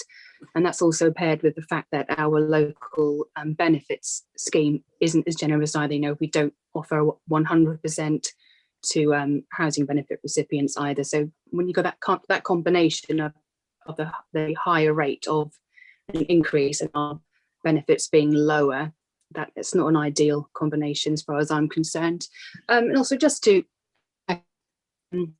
Roper's comments really about the Conservatives being the council tax, I really hope the government does appropriately. Drawing on reserves isn't ideal, but I'd certainly support it over making everyone pay it when they obviously can't afford it at the minute. And we should be making sure that the government actually pays, not making ordinary people pay it when they're already pushed. Yeah, and that's all I had to say. Thank you very much, Councillor Harpley. You raised a question in there about the comparisons. I can see Councillor Mancini-Boyle has commented in the chat. I'll invite her to put that to Council so everybody can hear. Yeah, thank you, Madam Chair. Just to correct that, I didn't say that the rise is lower. I said the Band D of £129.91 is lower than the surrounding other authorities, not the rise, the actual result of the rise. Okay. Thank you, Councillor Mancini-Boyle, and thank you, Councillor Harpley. I had one final person wishing to speak on the amendment, and that was Councillor Fisher. Thank you, Chairman. It's interesting we should suddenly get into discussing Norwich council tax, isn't it? If you think our council tax at 129.91, I'm certain there's 100% of residents in Norwich would love to be paying £129.91, but I'll leave that for Councillor Harpy to go away and digest. I just really want to make the point about Councillor Roper talked about the £5 that he would like to spend to aid the economy. I think it's much more important when you think that is £5 or actually £4.39 per year. You can't boost the economy much as an individual at 9p a week. But what you can do as a council, by making sure you have prudent reserves, is to have those reserves in place. We have absolutely no idea what might happen in the next 12 months, and we have those reserves. They can support an emergency our residents on the hardship. They can support our small businesses, and we know small business are going to find it difficult to get back on their feet. And I would much sooner have those reserves in our hands than take any chance and raid the reserves at a critical time like this. Thank you. Thank you very much, Councillor Fisher. I had said that was the last question. I've got Councillor Karimi Guvalu has said she'd like to make a comment. Is there a new point that you'd like to make? Thank you, Madam Chair. It's about the members' grant, going back to it. I find it quite interesting that some Conservative district councillors who are also county councillors voted for a £4,000 rise to their grant, but they can't vote for another £500 for us. County council grant, members' grant is £10,000 now, and those councillors voted for the £4,000 increase this year, and they can't vote for another £500 for us. I think that's quite disappointing. Thank you very much for your comment. At this point, I will go back to Councillor Catchpole, who reserved the right to speak. Councillor Catchpole. Thank you, Chair. I endorse what our leader Dan was saying.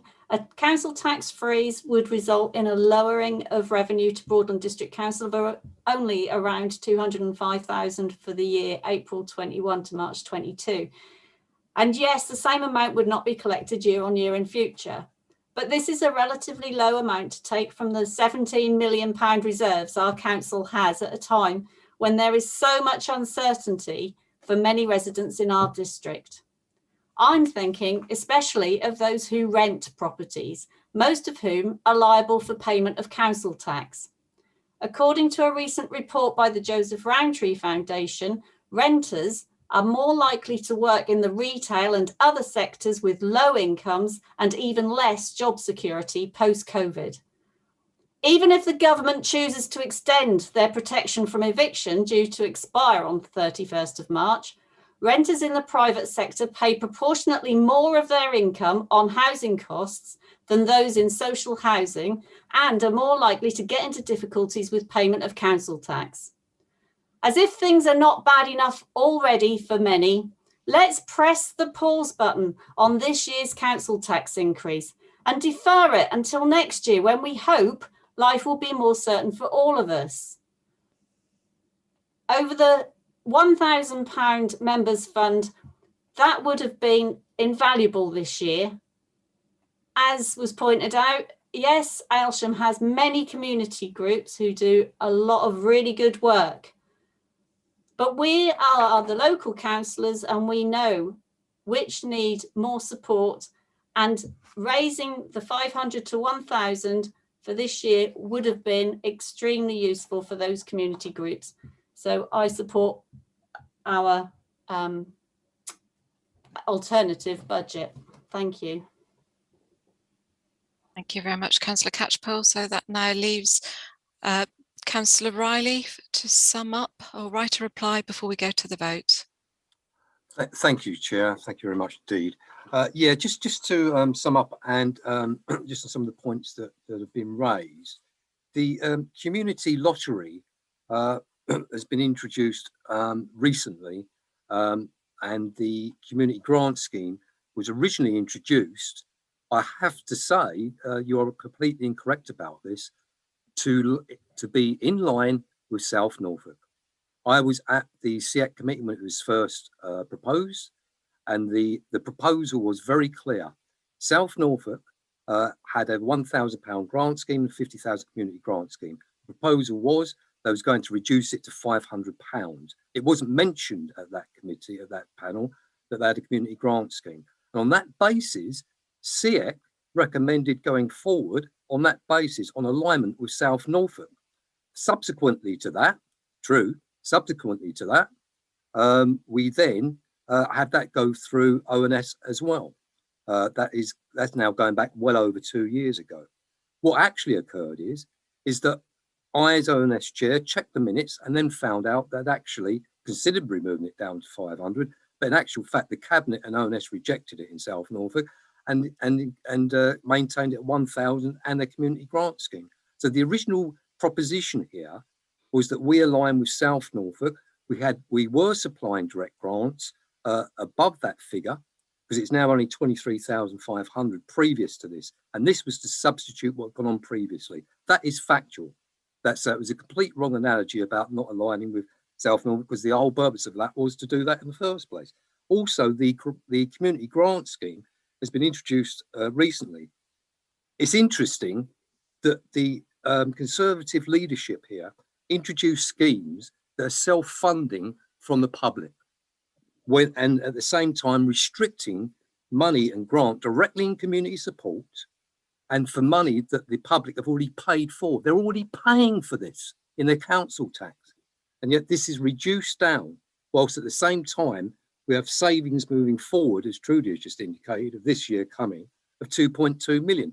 In terms of efficiencies and savings, they are there, they're continuously there, they're continuously being made in line with the feasibility study. So that supports this. Also, I'd just like to take issue with Trudy again in terms of the reserves. This is not an ongoing situation on reserves with the community grant scheme. It would be for this year to fund it, but then it becomes a budget line. And I know the 151 officer would agree with me on this. It then becomes a budget line after that, therefore it is within the budget. And it's therefore funded from budget, not reserves in the future after 2021. That's why that would be dealt with. I actually believe that this is complete mismanagement by the leadership, Conservative leadership. And I'll say this because I know that the councils, most councils, and including some Conservative councils, would never run up this amount of reserves. Because when you're running up this amount of reserves, you're actually overcharging on council tax. Councillor Riley, I'm sorry to cut you off midstream, but your 3 minutes is up. I'm sorry. Thank you, Chair. Thank you. So we have had Councillor Riley sum up, at which point, as I said before, we will now take this to the vote to vote on the alternative budget proposal. And this, as it's a budget, we need to have a recorded vote, and I will invite our committee officer to call the roll so that we may do that. Thank you. Thank you, Chairman. So members could indicate if they are for or against the amended budget. Councillor Adams. Against. Councillor Beadle. For. Councillor Brennan. Against. Councillor Britcher. For. Councillor Bullman. Against.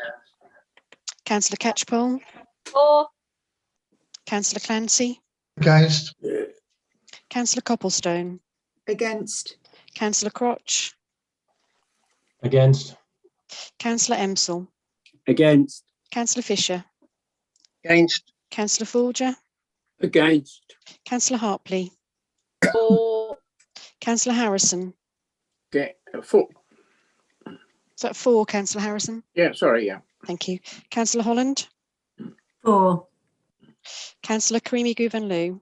For. Councillor Kelly. Against. Councillor King. Against. Councillor Lawn. Against.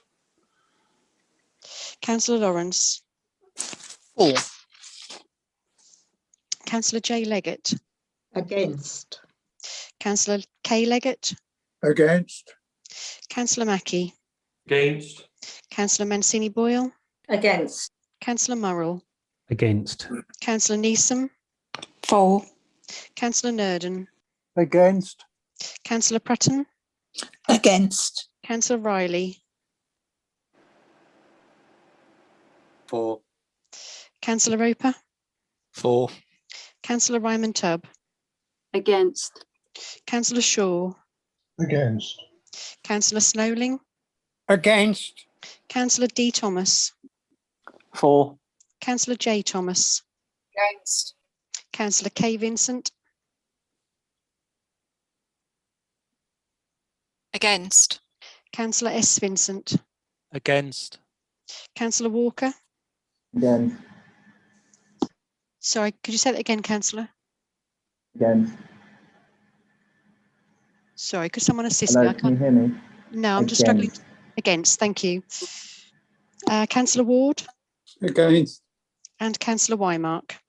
Against. Thank you. Just bear with me, Chairman. We'll just do a total.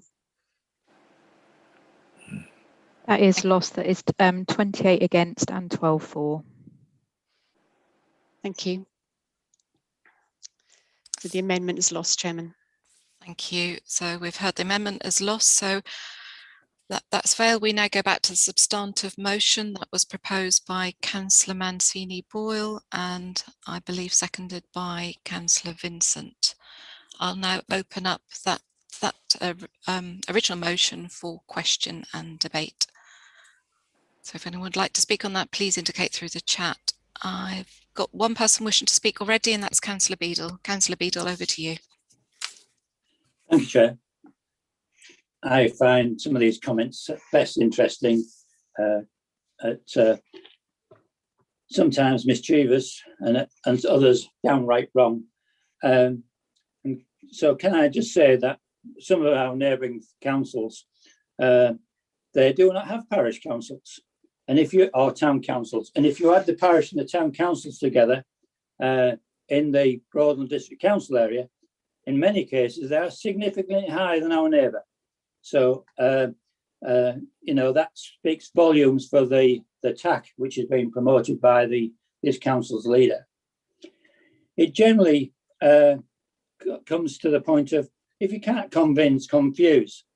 And when you look at what is being said during the debate this evening, this Liberal Democrat alternative budget, some people say it's a lot of money, some people say it's not very much, some people say it won't make a difference. What is it?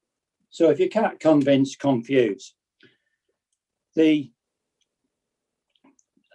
bottom line is the council tax. It belongs to the money belongs to the residents of Broadland District Council. It is their money. We shouldn't be putting out council tax increases just to hog it, just to boost our balances for a rainy day. If now isn't a rainy day, when is it going to be a rainy day? And we are just year on year increasing our balances at the cost to our residents, not for the benefit of our residents. And so, Chairman, I hope this council tax proposal is defeated this evening and we can go back to something which is more sensible. Thank you, Chair. Thank you, Councillor Beadle. Does anyone else wish to speak on the substantive motion?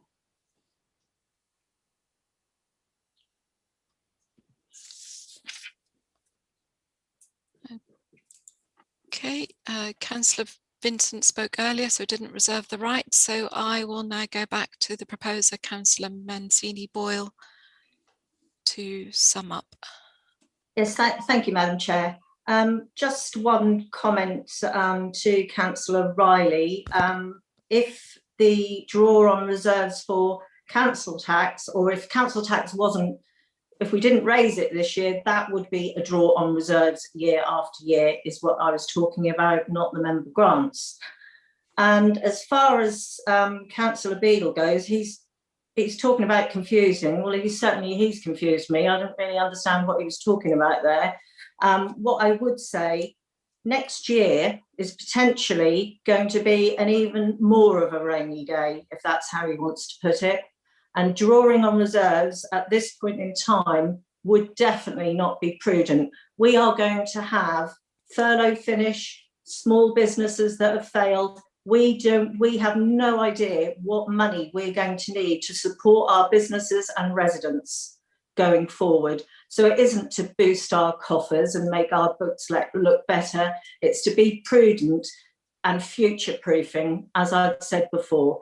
So I'll leave it there, and I've already put my proposals forward. Thank you. I can see, Councillor Riley, that you'd want to comment, but I'm afraid the moment has passed because I'd gone back to the proposer to her right to reply. So I'm very sorry, but you've come in a bit too late there. I'll check the monitoring officer. Am I right on that point? You are correct, Chairman. Okay, thank you. I just wanted to double check.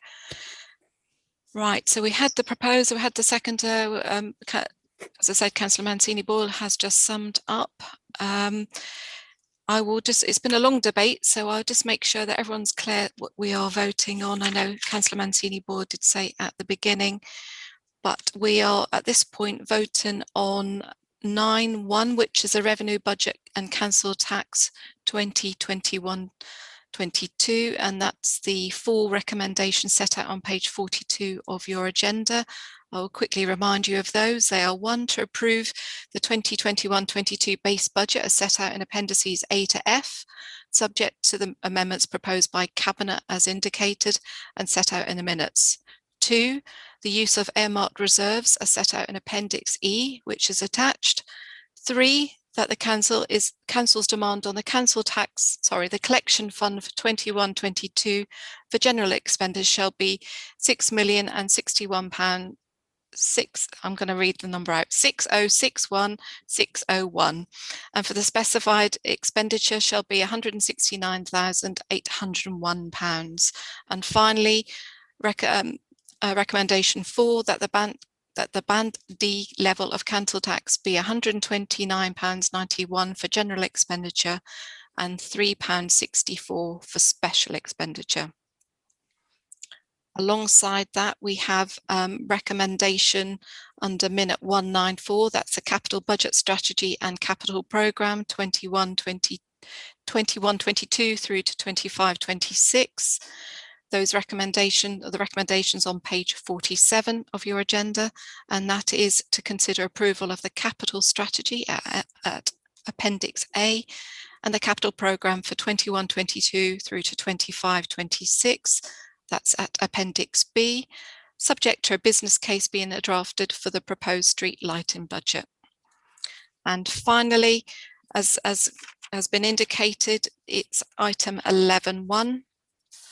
That's before you on page 209 of your agenda, and we have the 5 recommendations there. We are being asked to consider: 1, that the council tax base for 21-22 be noted; 2, that the sums that have been calculated for 21-22 in accordance with sections 31 to 36 of the Local Government Finance Act; 3, that the county and police precepts be noted; 4, the council tax for 21-22, and 5, that the council's basic amount of council tax for 21-22 is not excessive. They are the recommendations before us.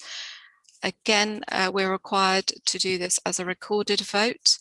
I'll ask advice from the monitoring officer whether we can take each of those 3 en bloc and do them as one recorded vote, or would we need to do those as 3 separate recorded votes? We can take them all in 3. So for absolute clarity, Dawn will say your name. We will need 3 answers. So we will need an answer, firstly, to the revenue and council tax budget, secondly, to the capital budget, and thirdly, to the council tax resolution. I would like to check there's no dissent in the room to taking that approach. That seems to be okay. So we're happy to do that, but just bear with myself and Dawn on recording all of that, please. Thank you very much, Monitoring Officer, for confirming that for me. I'll invite the committee officer to call the roll. Thank you, Chairman. Councillor Adams. Agreed. Thank you. Councillor Beadle. Against. I won. Thank you. Councillor Brennan. Sorry, before we have answers, can I just ask members please to mute themselves and not speak whilst voting, because we have got a lot that we need to capture here. Thank you. It may be easier as well if we say for or against. I can then record quite clearly. So if members could indicate if they are for or against. Councillor Brennan. 444. Thank you. Councillor Britcher. Against, against, against. Thank you. Councillor Bullman. 444. Thank you. Councillor Catchpole. Against. Councillor Clancy. 444. Thank you. Councillor Copplestone. 444. Councillor Crotch. 444. Councillor Emsell. 444. Councillor Fisher. 444. Councillor Folger. 444. Councillor Hartley. Against. Councillor Harrison.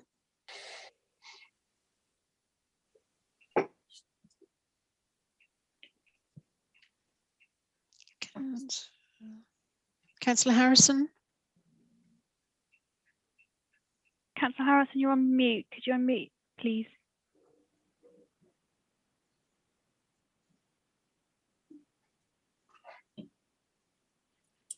Oh, come on. Councillor Harrison, I can see you on your screen, on my screen. Are you able to indicate a thumbs up or a thumbs down for me, please? I can't see your thumb, you're not on the screen. In front of your face. In front of your face, please. I think that's 3 thumbs down. 3 thumbs down, is that correct? Yeah. Thank you very much.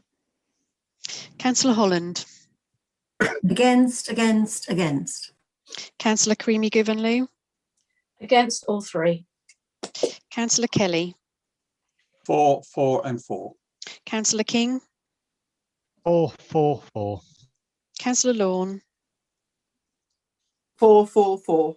Councillor Lawrence. Against. Councillor J Leggett. 444. Councillor K Leggett. 444. Councillor Mackie. 444. Councillor Mancini Boyle. 444. Councillor Murrell. 444. Councillor Neeson. Against. Councillor Nurden. 444. Councillor Prutton.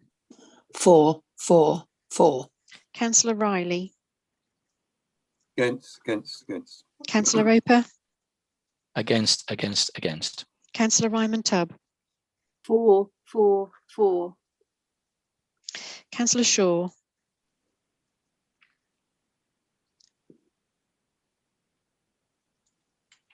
Councillor Shaw, can you hear us? I can't see Councillor Shaw in the meeting. I think we've just lost him. Yeah. Okay, I'll come back to him in a moment. Councillor Snowling. 3 4s. Thank you. Councillor D Thomas. Against. Thank you. Councillor J Thomas. 444. Councillor K Vincent. 444. Councillor S Vincent. 444. Councillor J Ward. 444. And Councillor Wymark. 444. Is it possible to go back to Mr. Shaw? Mr. Shaw, can you confirm if you're still in the meeting? So I'm not convinced he's still with us, Chairman, so I won't record his vote. Okay. His video is off, isn't it? But, yeah. Yeah, okay. Oh, sorry, I appear to missed Mr. Walker off. Sorry, Mr. Walker. No problem, Dawn. Thank you very much. Sorry. 444. Thank you. I do apologise. That is all 3 carried, Chairman, 2712. Thank you very much, Monitoring Officer, and thank you, Dawn, for calling Not that yet. recorded vote. Quite remarkably, we are at 9 o'clock, and I think that's a natural point to adjourn the meeting for a 5-minute comfort break. So, councillors, if you could be back at 9:05, please, and turn your cameras off in the meantime. Thank you.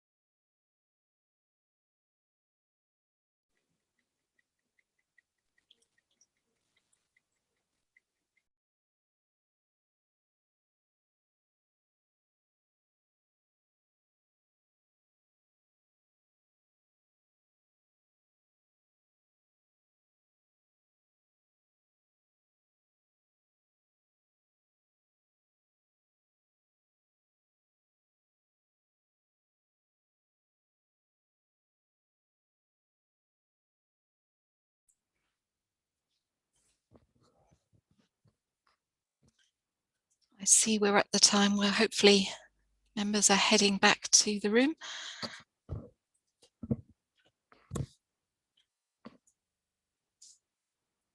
I'll give it another minute, and then I'll ask. I think we can do a show of hands on this one. I've just checked with the monitoring officer just to show our attendance.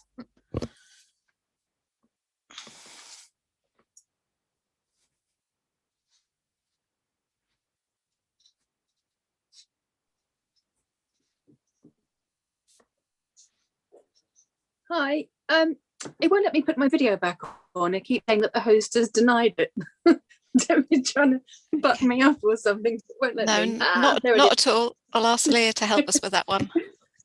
It's flashed up now. I'll give you some jazz hands now. Hey. I did turn some videos off, apologies, so I'll go around and turn the ones on that I turned off.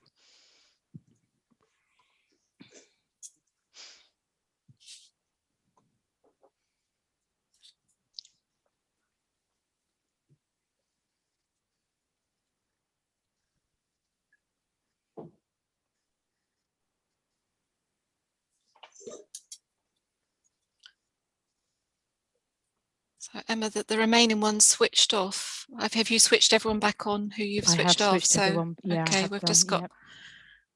I have also requested ones who are switched off to turn it on. Okay, brilliant. Thank you, Leah. I think we've only got a couple left now. So I just apologise for not voting in that last vote because my internet cut out. The box reset itself. thank you for advising, Councillor Shaw. But if you wanted to know, it was 444. Were you there for the full debate, no, Councillor Shaw? Yes, I was. Okay. It cut out just as you started asking for the votes. Thank you. Right, I think we're pretty much all back in the room. I'm mindful of the time we've gone over the adjournment that I had set. So could everyone indicate they're back in the room? I think I've been told we can do that by a show of hands. So I know I can see you because you've got your hands up and I can see your faces. So I think we're all back in the room. So, Chairman, I just need to check that Councillor King and Councillor Riley are with us. I can't see either of their. Councillor King is with us. He's messaged in the chat, but I'm unsure about Councillor Riley. Okay. So may I move us on to item 12 of the agenda? Sorry, can I just check if Councillor Riley is still with us? Yeah. I'm not sure if Councillor Riley's with us.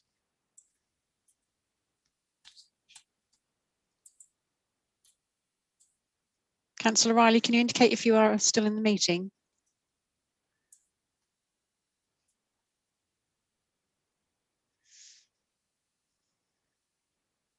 Can we assume that he's not at this point and we'll look out for when he returns? Thank you, Chairman. Yep. Thank you. Right, so that now brings us to item 12 of our agenda. That's on page 217, the schedule of meetings from May 21 through to May 22. I will now invite the leader to introduce this item. Thank you. Thank you, Chairman. You have before you on page 217 of your papers the programme meetings from May 2021 to May 2022. These are there to enable you to get them in your diaries. Should there be fortunate enough for us to be able to partake in holidays and such like things over the summer months, we're then aware of the points where we'll be needed for meetings. So you have before you, as I say, on page 217, the programmes of meetings for the coming year. I just ask Council to accept those.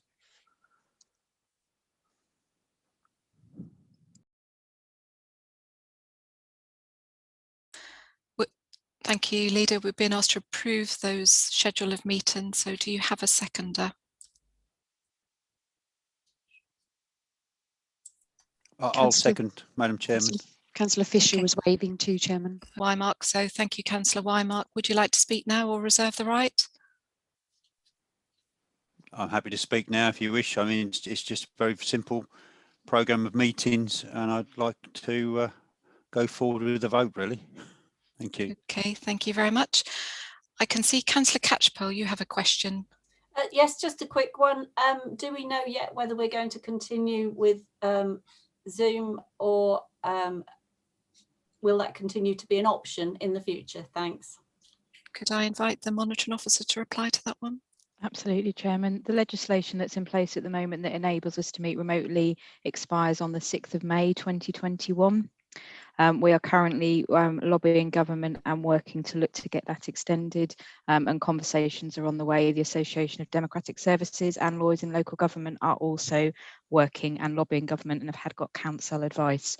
So we wait with bated breath to see what happens there, and I will keep members informed as that progresses through, Chairman.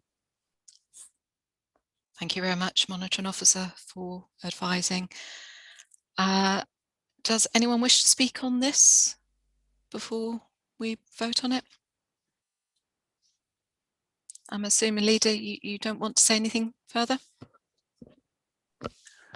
I don't think there's a need to. It's just a schedule of meetings. So yeah. Thank you, Chairman. I thought I'd just ask. So I think we can do this by a show of hands. All in favour to approve this schedule of meetings?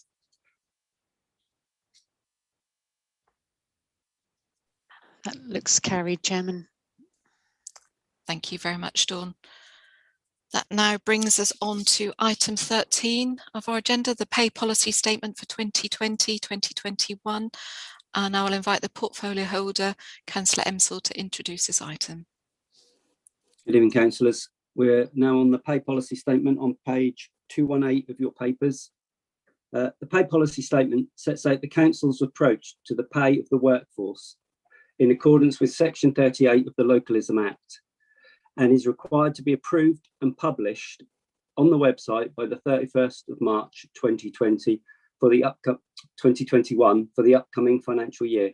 The statement sets out the remuneration of chief officers, the remuneration of lowest paid employees, and the relationship between the chief officers and the remuneration of the other officers. The statement also sets out the mean range and medium range of council salaries paid.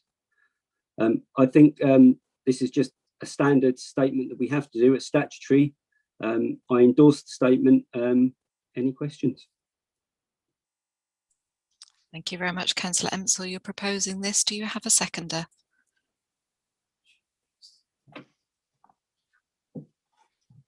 I've had indicated to me it's Councillor Snowling.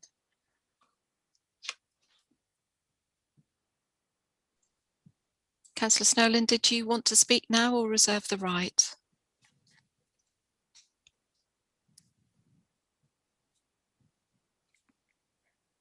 Councillor Snowling, you're on mute. I can't unmute you. Can you hear me now? We certainly can, yes. No, I've nothing to say. Thank you very much, Councillor Snowling.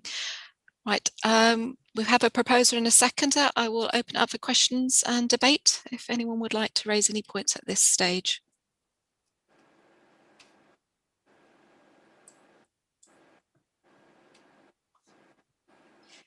I'm not seeing anything come through the chat.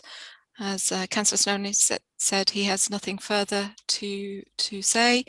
Councillor Emsall, did you want to say anything further before we go to the vote on this?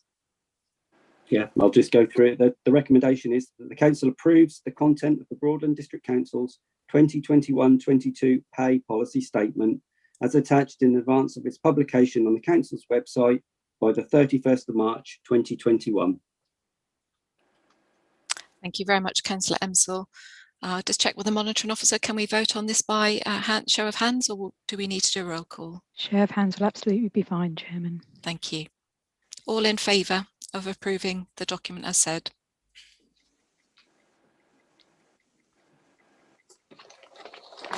Certainly a majority, Chairman, if not unanimous.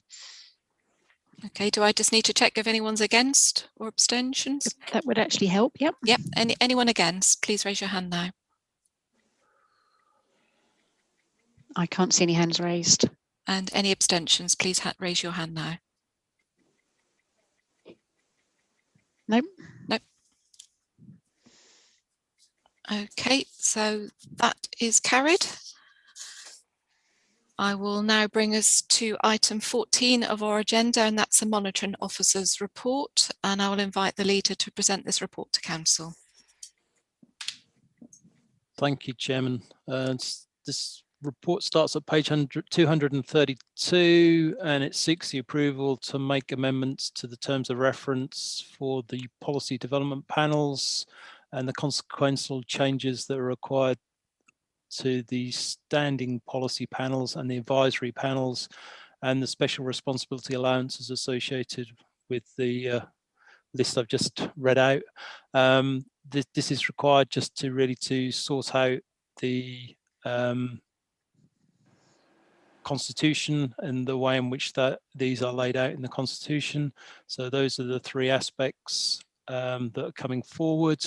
The other element is that the report also seeks for nominations for the Armed Force Champion and the establishment of an Armed Force Champion in relation to the work that the Council does moving forward in this particular area. So the recommendations are before you at page 232. Recommendation 1 is to update the terms of reference for the policy development panels and consequential references within the Constitution.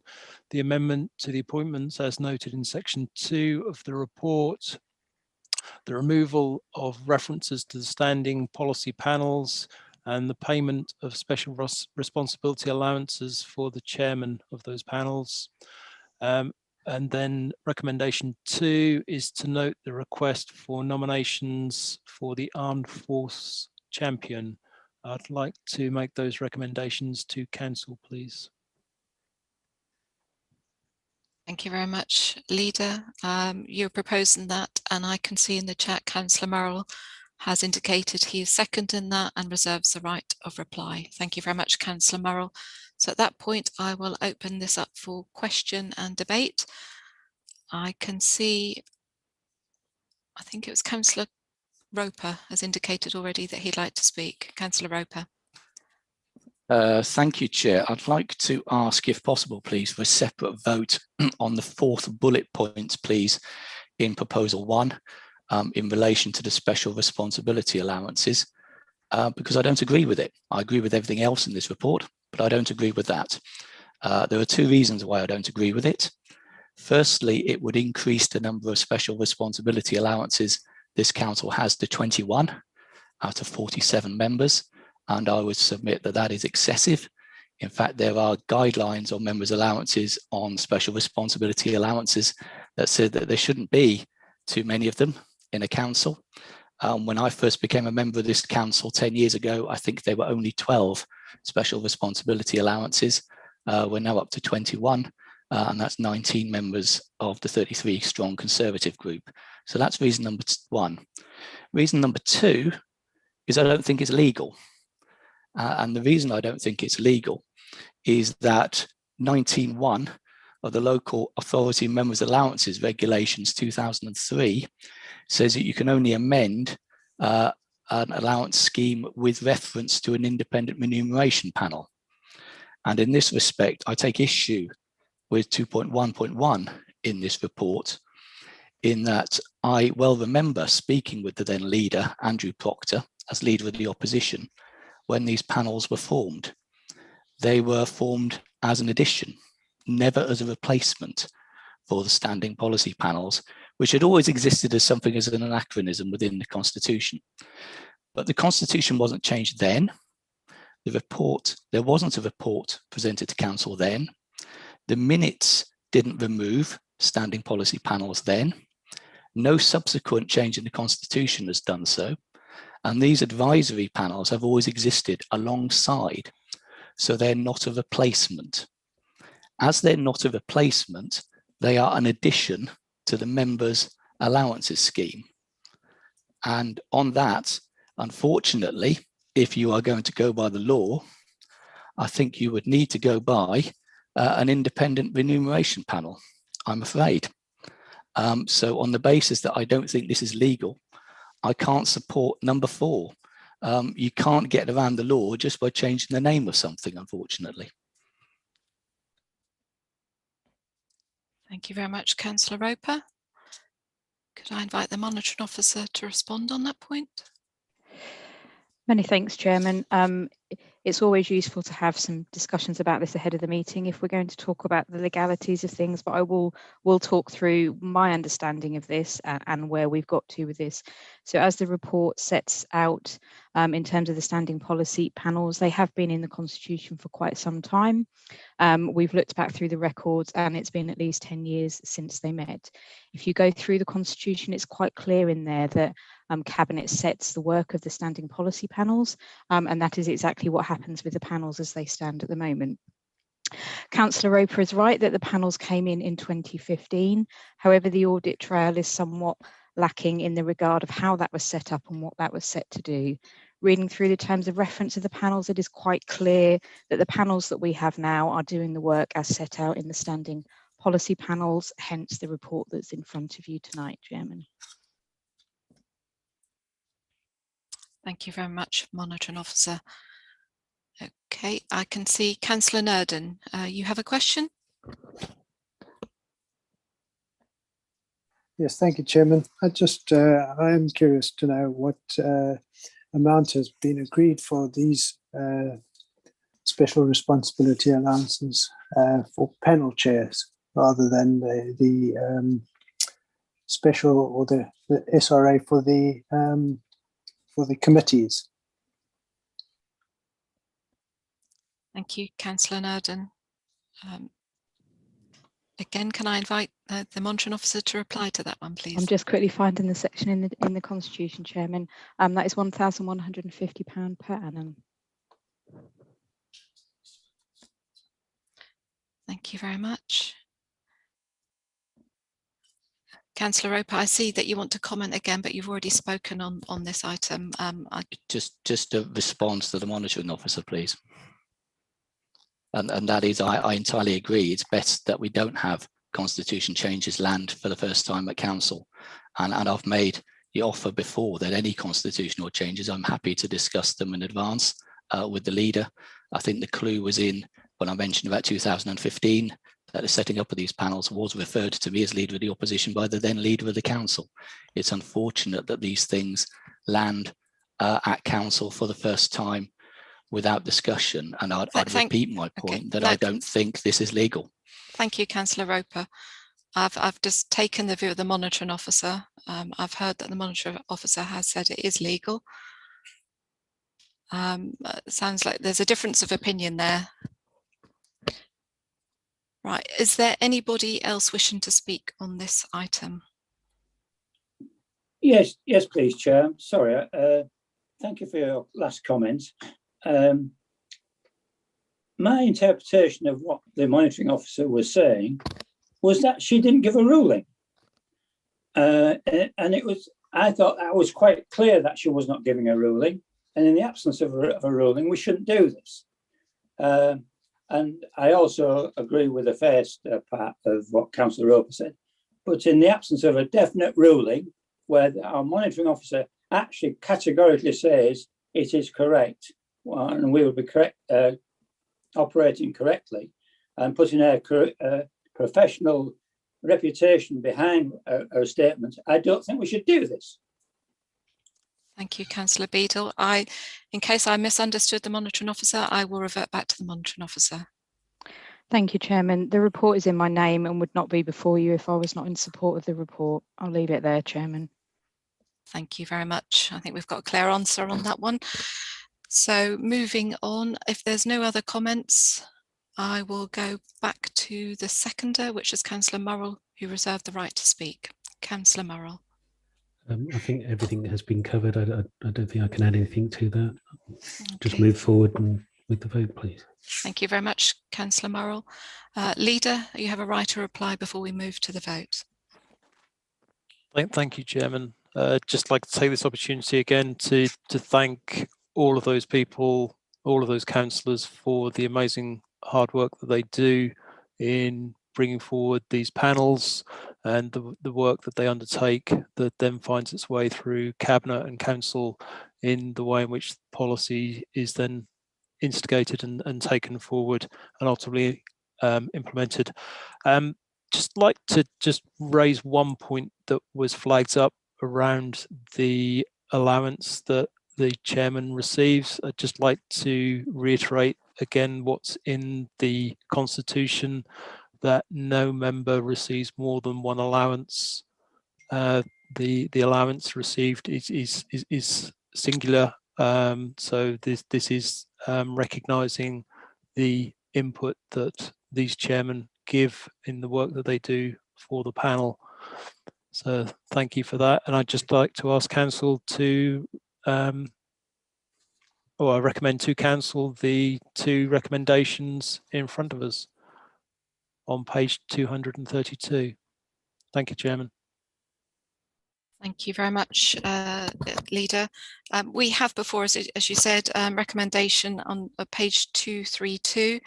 The part 1, there's 4 bullet points. Part 2, it says to note, so I don't believe that we need to vote on that, just to note it. So I will ask, I'll just double check. Point of order, Chair. Point of order, Chair. I can come in on that, Chairman. I think the Chairman was about to ask me to clarify on that. So the second one, you're absolutely right, Chairman. We don't need a vote on that because it's simply to note. And we have had a request that we have 2 votes on the first one. So the vote would be split into 2.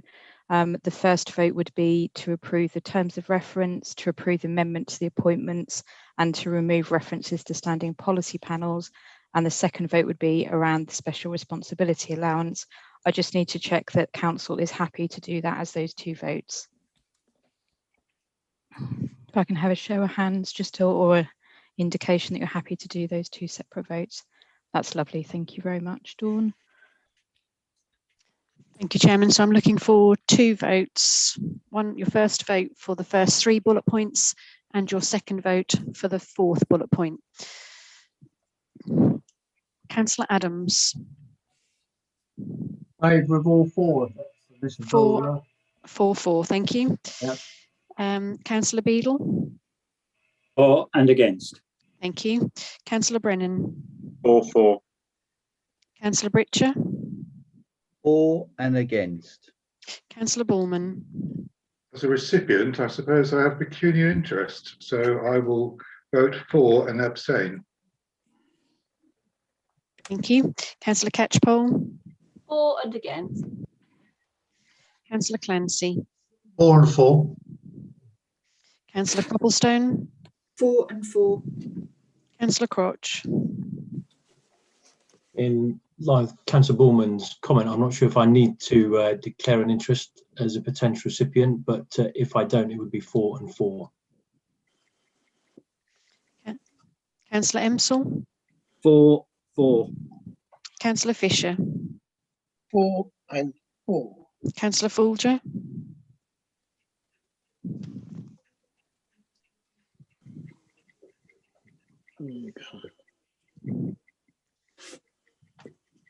Councillor Folger, are you able to? 4 confirm? and 4. Thank you. Councillor Hartley. For and against. Councillor Harrison. 4 and against. Councillor Holland. For and against. Councillor Creamy Gouvenlou. For and against. Councillor Kelly. 4 and abstain. Councillor King. 4. Councillor Lawn. 4. Councillor Lawrence. For and against. Councillor J Leggett. 4 and 4. Councillor K Leggett. 4 and 4. Councillor Mackie. 4. Councillor Mancini Boyle. 4. Councillor Murrell. 4. Councillor Neeson. For and against. Councillor Nerdon. 4 and abstain. Councillor Prutton. 4 and 4. Councillor Riley. Don't think he's rejoined us, has he? No. And Councillor Roper. 4 and against. Councillor Ryman Tubb. 4 and 4. Councillor Shaw. 4. Councillor Snowling. Can you unmute Councillor Snowling?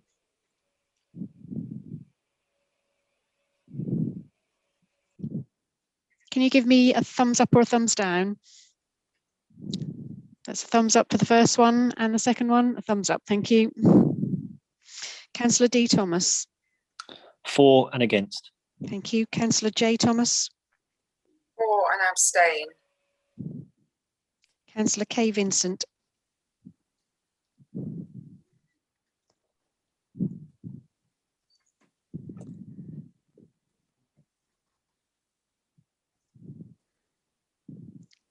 Karen, are you on mute? We lost.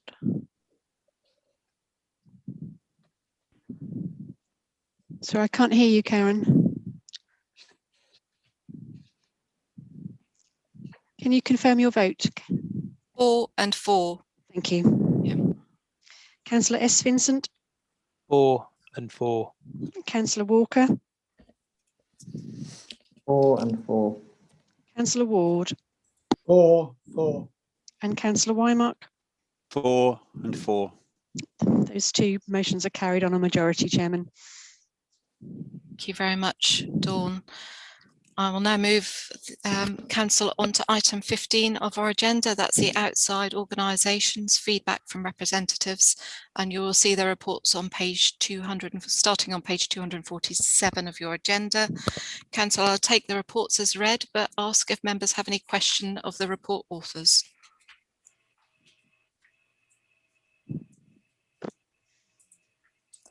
I will pause for a moment. I'm not seeing anything come forward. No, well, just to say thank you very much to the members who've submitted the reports. Thank you for reporting back from the outside organisations on which you serve. We do appreciate and note your reports. Thank you.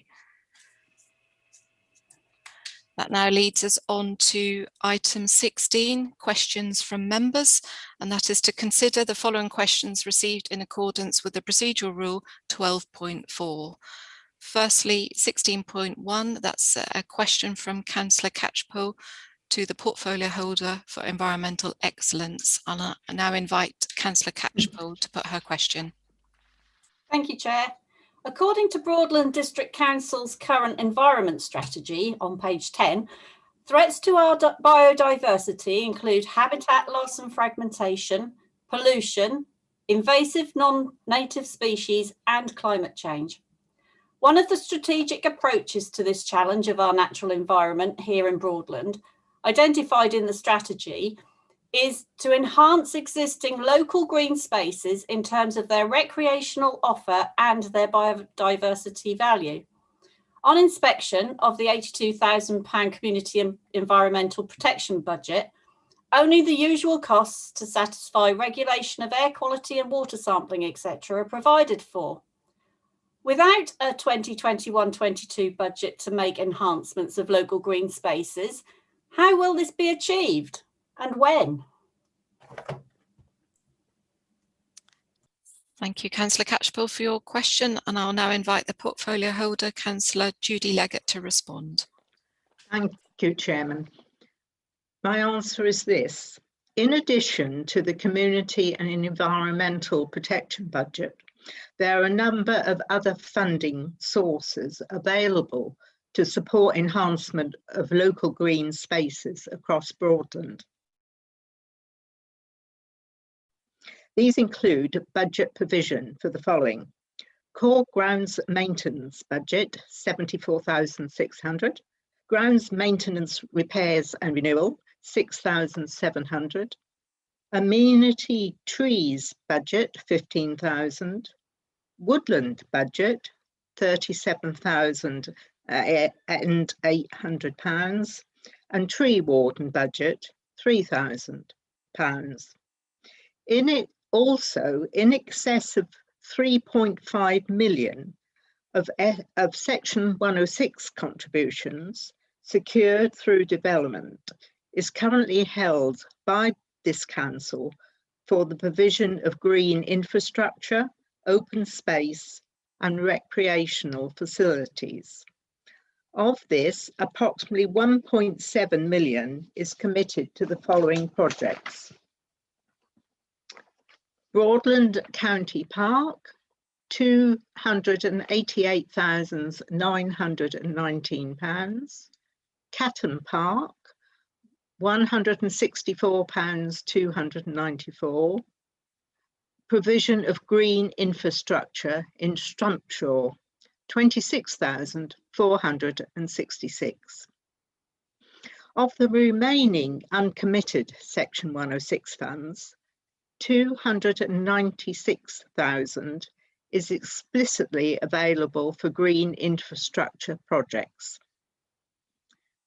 Furthermore, within existing work programmes, we're delivering the Rewilding Broadland project, which has trialled rewilding sites by leaving grass areas uncut to encourage a more diverse range of grasses and wildflowers to grow, providing food and cover for a wider range of insects. This in turn supports birds and mammals, such as hedgehogs and bats. We had a successful trial last year across 10 sites, and we'll be looking to extend this where possible this year. The Community Assets team are also working on developing an action plan which will help increase biodiversity by leaving more semi-natural areas in publicly owned open spaces. There will also be a new tree policy coming to members for adoption later this year. It should also be noted that the budget has allocated to support a new post of Environmental Strategy Coordinator, which is going out to community shortly, and will be focusing on developing and delivering an action plan for the Council's adopted environmental strategy. And I would just like to point out that the Environmental Strategy Coordinator will be working only in Broadland. Thank you. Thank you very much, Councillor Leggett. Councillor Catchpole, do you have a supplementary question at all? No, I did not. I think that was a very helpful explanation. Thank you. Thank you very much, Councillor Catchpole. Right, our next question is from Councillor Thomas. That's a question, it's one of three to the portfolio holder for economic success, if I can get my words out.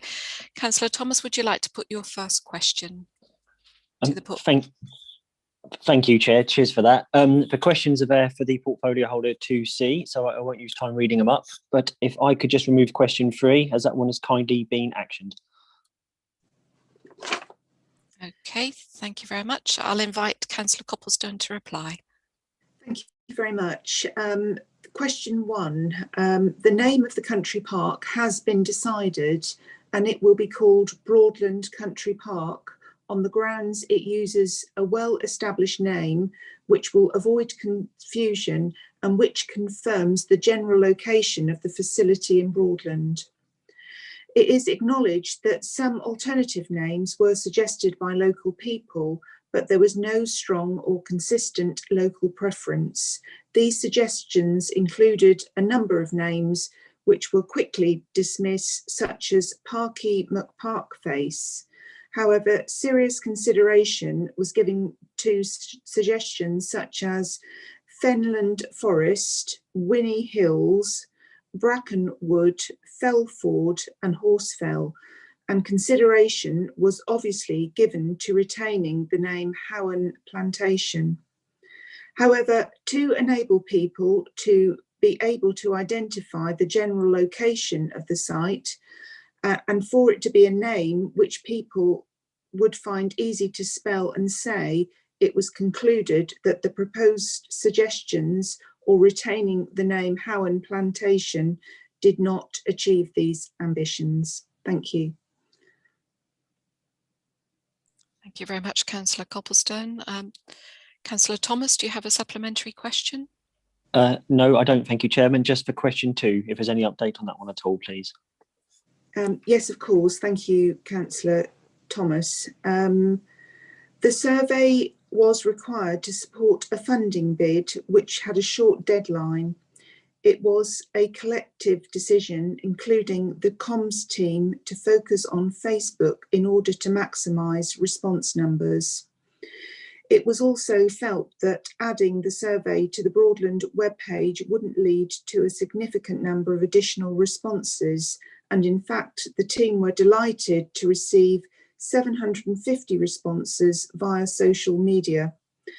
However, the team is also happy to be led by members if this is something they would like to see on the Broadland web pages in the future. Thank you. Thank you very much, Councillor Copplestone. So I believe, Councillor Thomas, that was your supplementary on question 2, or you? No, for that, I think that answers both my questions. Thank you, Chair. Just to add that I think as many bodies as possible, when we put surveys out, social media, the webpage, everything, you know, put them out everywhere we can as well. But just thank you to Councillor Copplestone for those answers. Thank you very much, Councillor Thomas. Councillor Copplestone, you've got your hand up. I just wanted to add to my response to question number 2. I have spoken to the project manager, Sarah Burston, about that survey via social media. And in addition to Facebook, it was also advertised in the evening news and also the EDP. And we're waiting to hear whether we've got the grant funding that the survey related to. Thank you. Thank you very much, Councillor Copplestone. That now takes us to 16.3 on the agenda. Councillor Roper has a question to the leader. Thank you. Would the leader, sorry, no, that's fine. Would the leader, I'm slightly out of sync. Would the leader please advise on whether he feels there is any likelihood at all of the collaboration project being extended to include Broadland District Council? Councillor Roper, thank you for your question, and I'll invite the leader to reply. Thank you, Chairman. Broadland has always led the way in seeking opportunities for partnership working. We were clear in moving forward with the feasibility study and the collaboration work with South Norfolk that opportunities for partnership working would always be explored to see if these were advantageous to Broadland Council and its residents. The Council has been part of joint service arrangements such as the Internal Audit Consortium, which provides this service for several local authorities in Norfolk. The CNC partnerships, which provides building control services for 5 local authorities. The News joint venture with all 7 district councils working together for effective disposal of recycling, and procurement, which is jointly provided to 3 local authorities. There are currently discussions underway to expand some of these services, namely internal audit and procurement shared services with other districts at this point in time. Broadland has a successful history of partnership working, and where this makes sense, we will look to explore opportunities that present themselves. Turning specifically to the council mentioned in the question, Broadland Council, with whom we have a very good track record of achieving outcomes and working in partnership with. In addition to some of the things I've already mentioned, I would remind you last year that we launched the Confidence campaign, which Broadland Council also joined ourselves and South Norfolk in delivering a joined up and successful message in building confidence for our residents to, as safely as possible, get back into our market towns, high streets and village shops. And I'm sure that's something we will be exploring further as we move forward into the changes to the lockdown and as the restrictions change. So in short, there at this point in time are no plans to extend the collaboration. Instead, we, with South Norfolk Council, continue to build on the great start that we have made together and look to continue to see improvements in services over the coming year. Thank you. Thank you, Leader. Councillor Roper, do you have a supplementary question? So will the leader go further and rule out that the collaboration will be extended at any point in the next 2 years? I would find that highly unlikely that the collaboration would be extended in 2 years. But as I said, yeah, that's something that we have not partaken in any conversations or any debates or any exploratory understanding of what that would look like, how that would work or whatever. So at this point in time, we would not foresee that happening, and instead we would concentrate on the excellent achievements that we've made working with South Norfolk in collaboration, and would continue to see that deliver in the excellent way that it has so far. Thank you. That concludes questions from members this evening, and I will now move us on to agenda item 17, motions, and that's to consider any motions received under procedural rule 13, and I can confirm that none have been received. At which point I come to item 18 of our agenda, and that's the exclusion of press and public. And I'm required to read the following statement. I move that the press and public be excluded from the meeting for the remaining items of business, because otherwise information which is exempt information by virtue of paragraph 3 of part 1 of schedule 12A of the Local Government Act 1972, as amended by the Local Government Access to Information Variation Order 2006, would be disclosed to them. I will now ask